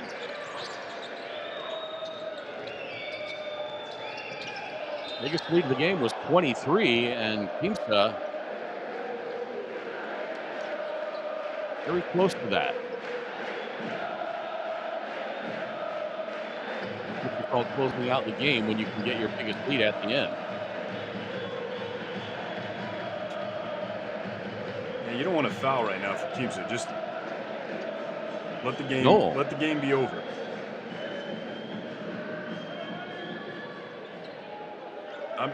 I'm almost in favor of just letting, in that particular case, let him go to the rim, get a layup, 2 points. Yeah, I knew what you were going to say there. We talked about this in previous games where you're just like, you know what? You're not going to get 11 layups in 2 minutes against us. I mean, we're going to play some defense, but we're not going to foul you. And we're going to play offense at the other end. We're going to run time. The clock is absolutely working against you right now. You don't have to be aggressive defensively at all. Robinson. Now, backcourt violation. Backcourt for sure. Yeah, he did not establish himself in the front court for catching that pass from Robinson. And Robinson says, oops, my bad. But on the other hand, why did it take him so long to get up court? Galvanini. Pass kicked out of bounds. Yeah, a couple things I always tell folks is if you inbound the ball, get inbounds. Once you've passed it, there's no reason for you to still be standing out. And once the ball's crossed half court, you need to get across half court.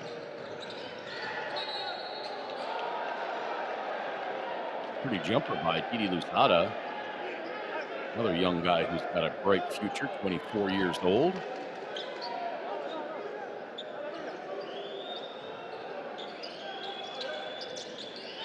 Galvanini, now he becomes aggressive as he thunders that one home with the left hand and goes out into the stands. Wow. Yeah, you just kind of wonder where was this at? I hate to. You took the words right out of my mouth. Where was this? Why was he not being more aggressive offensively? And a foul in the backcourt as Brasino tried to get underway. That's exactly 2 minutes to play. That's what makes me wonder too. Is that why he's out of the game? Earlier when he sat down with 5 minutes in the first quarter, something like that. It was not a time you'd expect him to not be in the game. Yeah, right, exactly. And also, kudos to a coach. I don't feel like I've come across many coaches that I've seen, if a guy isn't putting forth the best effort, or maybe you think they're not being as aggressive as they should be, that you just sit them down and everybody's like, yeah, all right, good job, coach. Like, especially arguably your best player statistically, I feel like in a lot of leagues, the coach is going to get a lot of criticism for, for not playing that player, no matter how bad they're doing.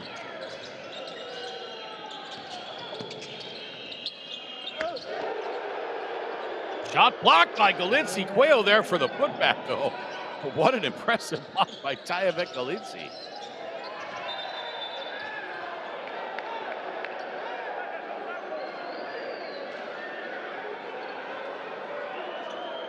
Quimsa needs to break this 2 minutes press. to play.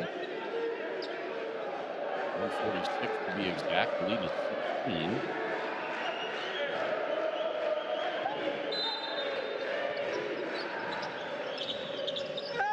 Cuello gets it into Deodato. He misses. Ripped out of there by Basabe. And Manfio steals it away, gets it to Deodato, and Deodato dunks it. And again, where was this earlier? When you're down, why not press like this early and try to make something happen? They were giving at least a token pressure to start the fourth quarter, which I said they needed to do, because even I believe the lead was 11 at that point. Against Quimsa, they're gonna score, so you've got to expect, that's something I see a lot of times too, is people just wait too long, and I'm like, I'm okay. Again, first half, who cares? We got a whole second half to play. I could be down 20, and I'm not necessarily going to do anything outside of my normal game plan. Second half, yeah, I don't know, man. If I'm down, it's the championship game. It's a championship game, though. You're down 23 in the first half. Press, shake something up, do something. I mean, if it's a regular season game, maybe, but this is for all the marbles here. Maybe. I think we've seen enough of teams playing their game and still coming back without having to do anything different, just making some adjustments at halftime. Look at how Alcona's the last 2 games. That, that's why I say in the first half, I'm not going to be too worried about it. I'm going to say, hey, let's just get into our stuff and get going, and a team's going to get crashed back down to earth, which Quimsa has to some extent in this game. But, yeah, definitely the pressure in the fourth quarter. But now a nice job by Quimsa to break the pressure. Pass your way out of the press. And that poked out of bounds, and Deodato wants it to be Flamengo ball, but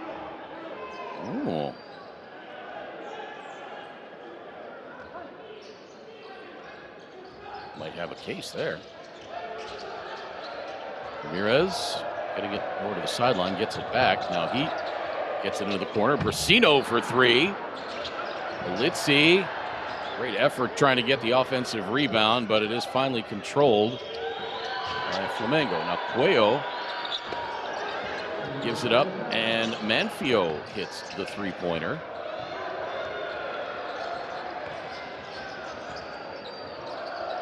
It's down to 11 with inside a minute to play. Ramirez loses his footing and travels. 15.5 to play. they're struggling right now. Quimsa is. Yeah. I'm nervous if I'm the coach right now. I'm like, all right, guys, let's go ahead and we're giving the ball up, letting them score, not taking a ton of time off the clock.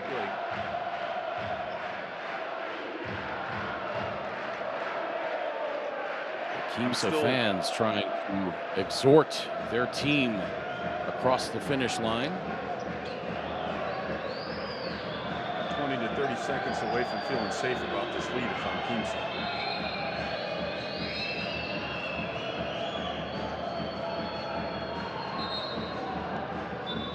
I think I like 20 at a minute. If I'm up 20 in a minute, I say I can't lose. 10, 11, you still probably will win, but there's a lot of things that could happen where I'm like, ooh. Yeah. You almost. And they're going to a review. you're almost fearful that you're going to be the guy or the team that let somebody have one of these epic comebacks on you too, and you're like, I don't want to be that guy. Yep. So they're going to look at this one.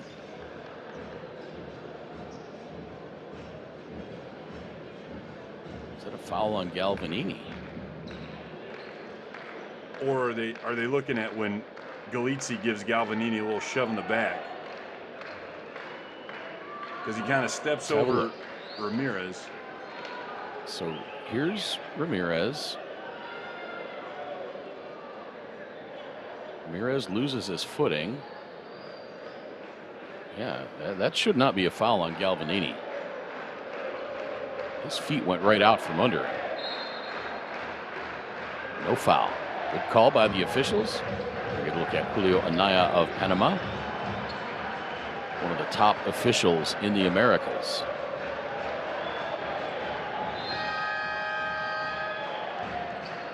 So 50.5 to play. Quimsa by 11.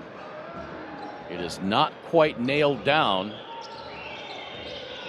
One of those nails in the coffin kind of pried loose. Deodato on the drive, pulls up. Rebound back tapped, controlled by Brasino. Wow, a lot of contact there, no call.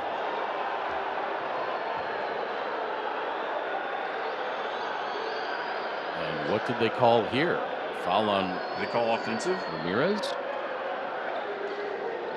Oh, yep. That's why we don't... He plowed Manfio. That's why we don't leave our feet when we pass, kids. That's something I say in practice all the time.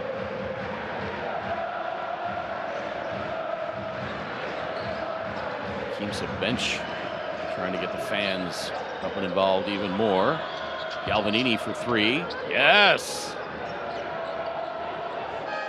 His stat for this game is going to look like, you know, a really good game. Yeah, and all of it came in the last 5 minutes of the fourth quarter.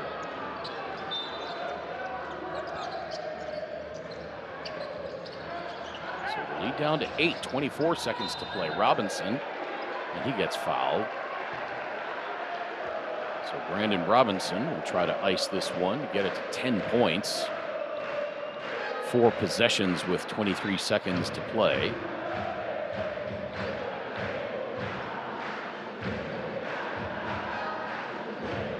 Robinson from the free throw line in this game, 5 of 7. Came in shooting 86.5% on the tournament.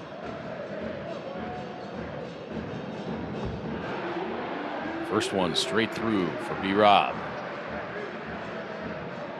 He's got 22 points, 9 rebounds, 5 assists. In what will likely be a tournament MVP performance. It's the second. And now the lead is 10 with 20 seconds to play. Deodato to Manfio, misses the three, and now Quimsa can start to celebrate. The shot clock is off. Ramirez gets it into the front court.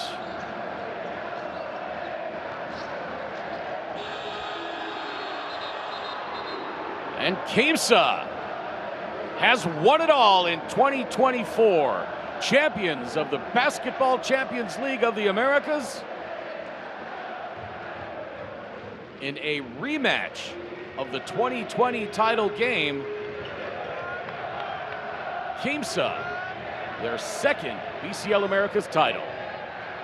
Flamengo will have to settle for silver.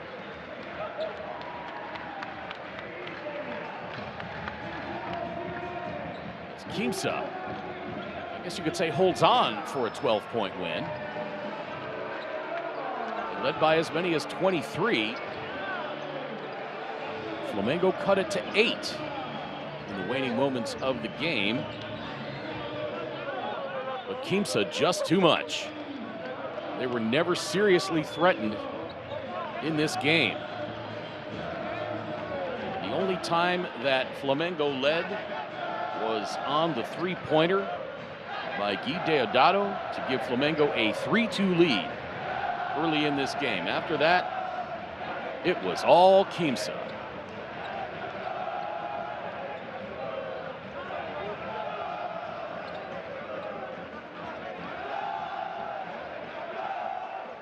As we look at the numbers on this one, as Quimsa celebrates on their home floor at Estadio Ciudad in Santiago del Estero in front of their delirious home fans.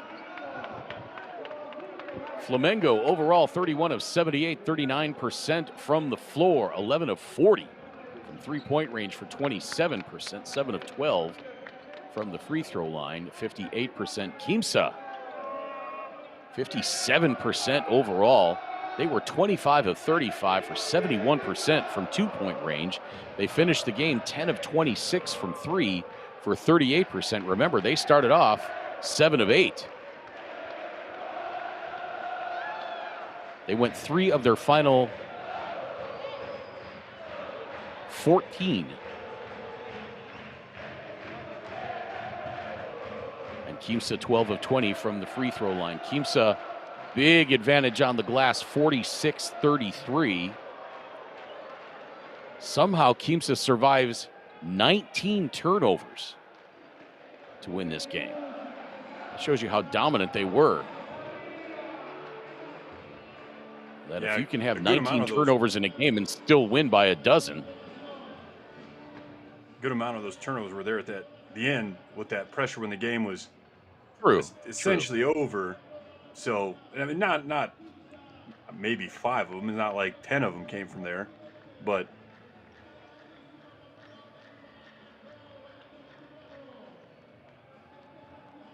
so individually on this game, as we roll the highlights, as the podium gets set up and the confetti banners, or the confetti cannons, I should say, get loaded. Look at the individual tallies on this one. Martin Cuello, 15 points, 4 rebounds, 2 assists. Guy Deodato, inexplicably just 5 points.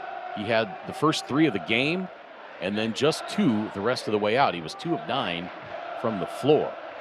Gabriel Galvanini, 11 points, 7 rebounds, 2 assists, 2 steals. Again, most of his points coming in the second half. He had 3 first-half points. And there you see Kyle Manfio with the impressive dunk. Didi Luzada had 6. Manfio had 8 and 4 rebounds. Franco Balbi, a nice night, 15 points on 7 of 17 shooting, 3 rebounds. Scott Machado, 9 points, 4 assists. Carlos Olivinha, 4 points. Devon Scott, 6 and 5 rebounds. For Quimsa, Emiliano Basabe, 11 points, 14 rebounds. Juan Brasino, 14 points, 7 assists. Tai Vecchalizzi, 14 points, 5 boards. Fabian Ramirez, 8 points, 4 rebounds. As we listen into the interview with Brandon Robinson. Muy contento para este equipo. El partido es muy difícil. Es un buen equipo en Flamengo, pero este equipo tiene todo. Because this is not a team, this is a family. Sí, es mi familia.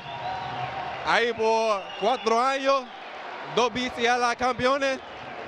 Para mí es muy contento. What about you, man? I'm speechless. Once and again, MVP, once and again. Para mí es muy fácil. I know. Thank you. It's funny, the interviewer asking the questions in English and Brandon Robinson from Florida answering in Spanish. Yeah, it was like, hey, nice.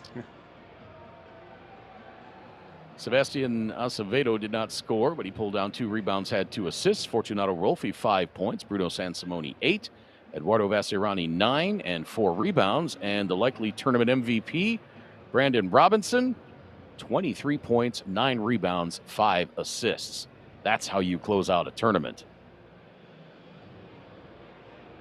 Robinson, if he is named MVP, this will be his second after winning the honors in 2020. You see the fans in the background as the final horn sounded. Absolutely delirious here in Estadio Ciudad.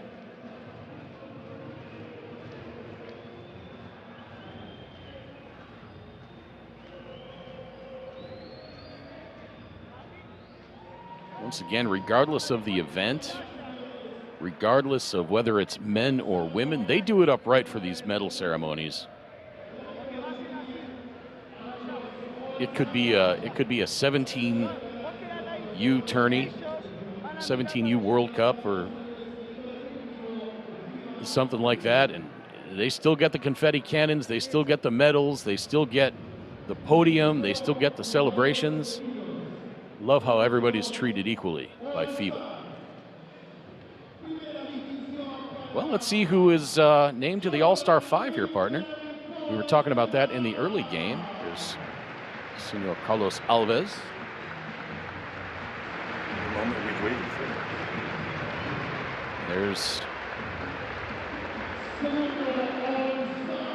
Jordan Williams. We both agreed on him.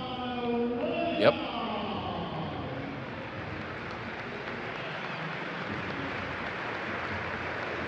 And Jordan Glenn here.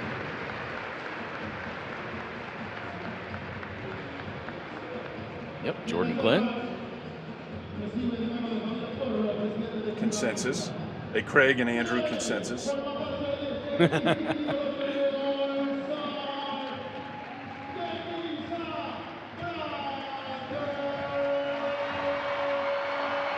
must be a Quimsa player. Yeah. Guess who? Franklin Hassel next?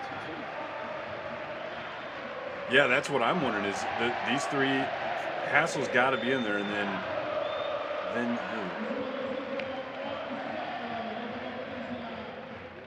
Ismael Romero? Lucas Diaz? Franco Balbi, wow. He was big in the quarters, the semis, and tonight.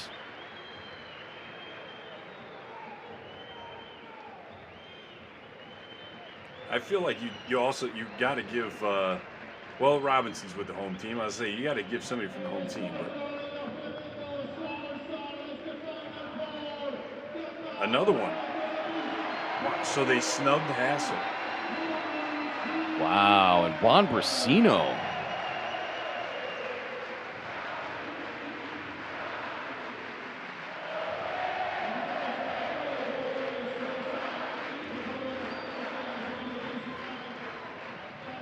They do tend to play to the home crowd when they select the All-Star 5, no question. Right. No problem there. Wow, I just really thought Hassel would be one of the guys. Yeah, he didn't have a dominant performance tonight, though. Balbi stepped up big the last two nights. Brasino stepped up big the last two nights. I think they really weighted heavily on the semis and the finals. Sure. And the third place game. Hassel was absolutely dominant in the quarterfinals. In fact, he was the quarterfinals MVP. Looks like Robinson's still standing out there for his MVP. Yeah, no doubt. There's Horacio Muratore,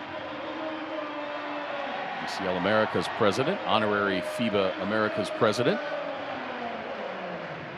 And there is the tournament MVP, Brandon Robinson, his second in 4 years. He's the inaugural MVP.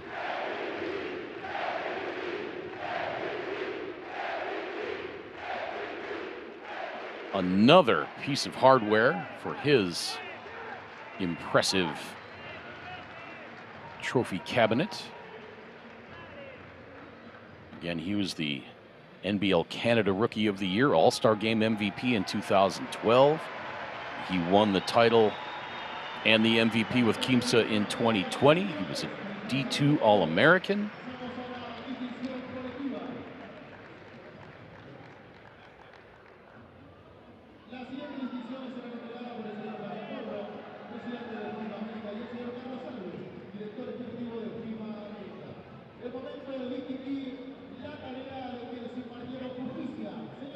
Now we await the team presentations.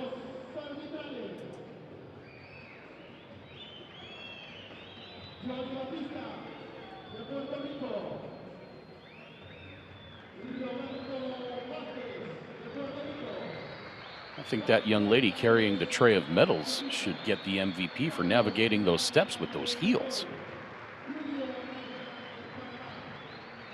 That was quite impressive.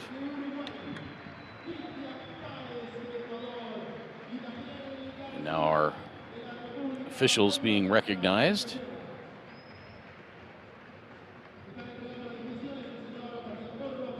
From our bronze and gold medal games.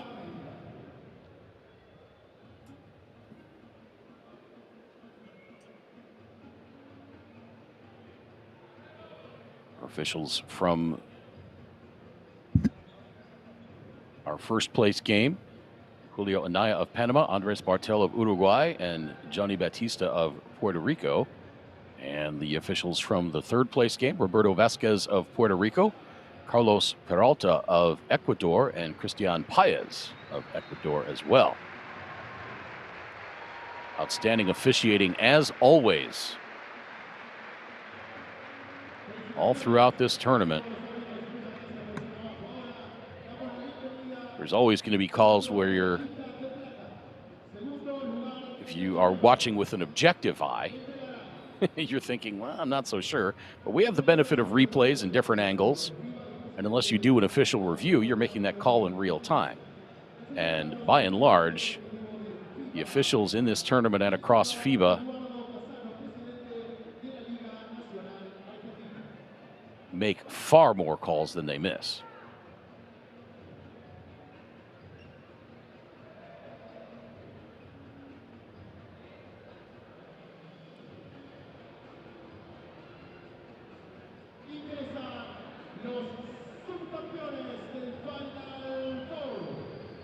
So now the silver medal presentations for Flamengo.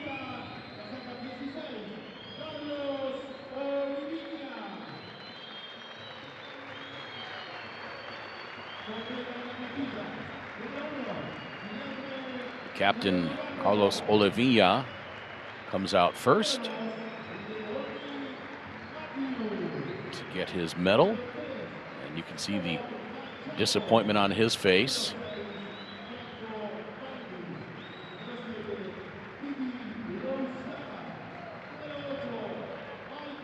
There's Guy Deodato.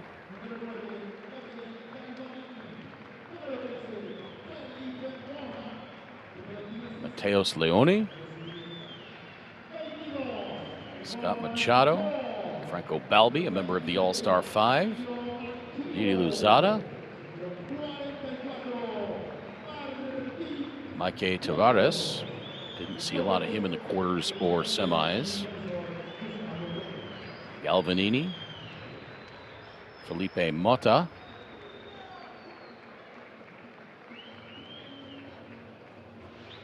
Devon Scott, Caio Manfio, and Martin Cuello.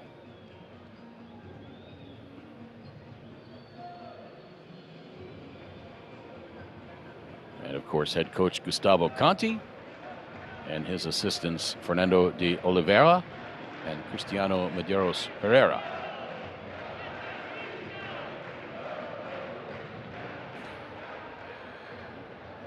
Flamengo does not look pleased to be wearing silver.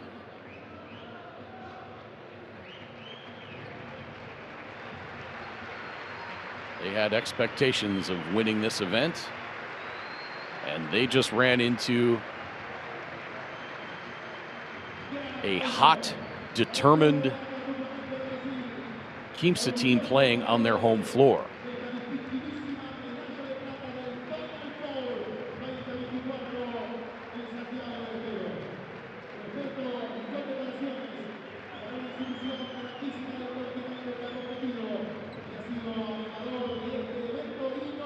Flamengo, a veteran team, so you wonder how much turnover they will have. Deodato, 32 years old, Machado, 33, Balbi, 34.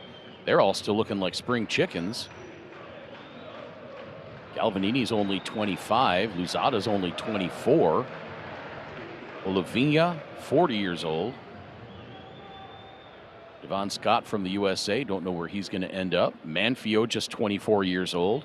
Martin Cuello, 29 years old. So you may see 9 or 10 of these players back for Gustavo Conti next year.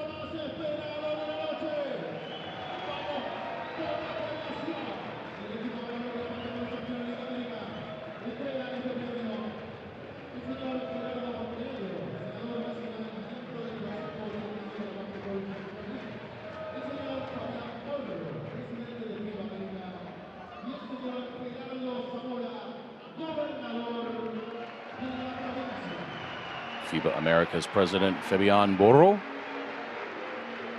will be presenting the gold medals. And look at the guy behind the confetti cannon. He's ready. How do I get that job?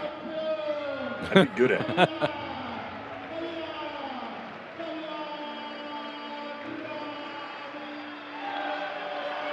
There's the captain, Fabian Barrios Ramirez, at age 34. Out first with his BCLA Champions t-shirt. I want to know how to get one of those. Yeah, you know, how about a little something for the broadcast crew? You know, it's a t-shirt. That's all we're talking about. I don't need a medal. I mean, you know, when we give me a medal, take it. That's what was nice about when we used to go to these tournaments in person. We'd always get a little something like that, a t-shirt, a FIBA polo, or a jacket. But that's okay.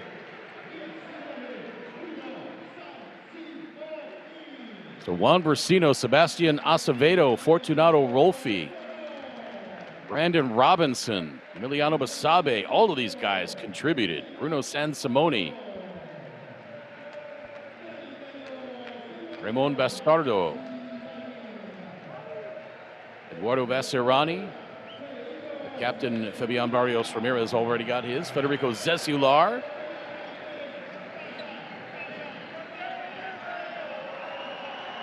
Ayavek Galitzi, got Diego Colom in there, just added prior to the semifinals. Nice experience for the 19-year-old. We talk about Quimsa.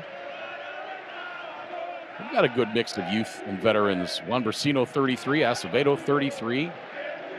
Brandon Robinson, 35. Looks like he could play forever. Sabe's 31. Esirani, 33. Ramirez, 34.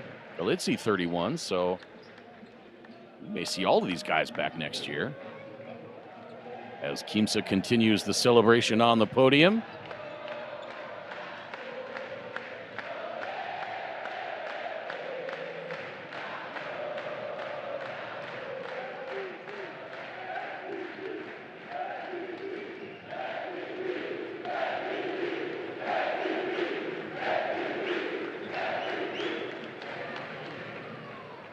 And the Quimsa team, along with the fans, saluting Brandon Robinson, tournament MVP, as we look at Leandro Ramea. In his first full season with Quimsa, wins it all in BCL Americas. Leandro Ramea, assisted by Edgardo Santillan and Guillermo Marino.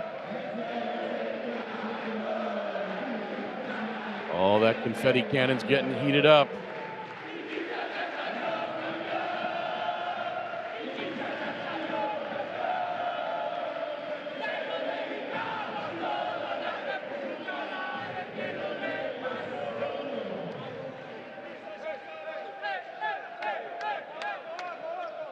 Mauricio Muratare hands off the trophy to Carlos Olivinha.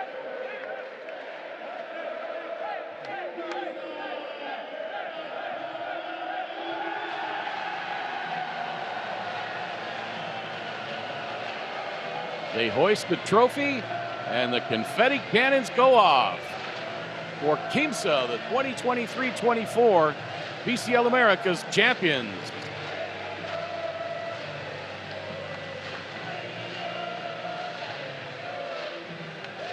What an event. A huge congratulations to FIBA Americas. Fantastic job as always in administration of the tournament, the website, the statistics, coordination with Quality Producciones. Tremendous job by all those folks bringing the pictures to you, coordinating the production, the graphics, coordinating with Andrew and I in the USA, broadcasting this tournament remotely.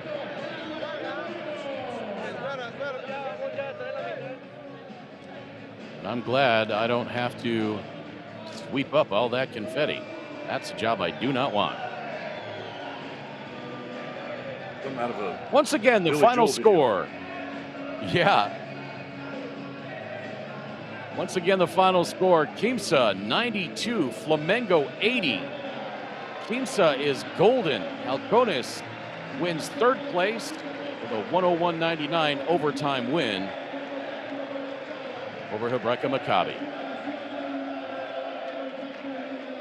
One final time for my partner, Andrew Hunt. My name is Craig Feda.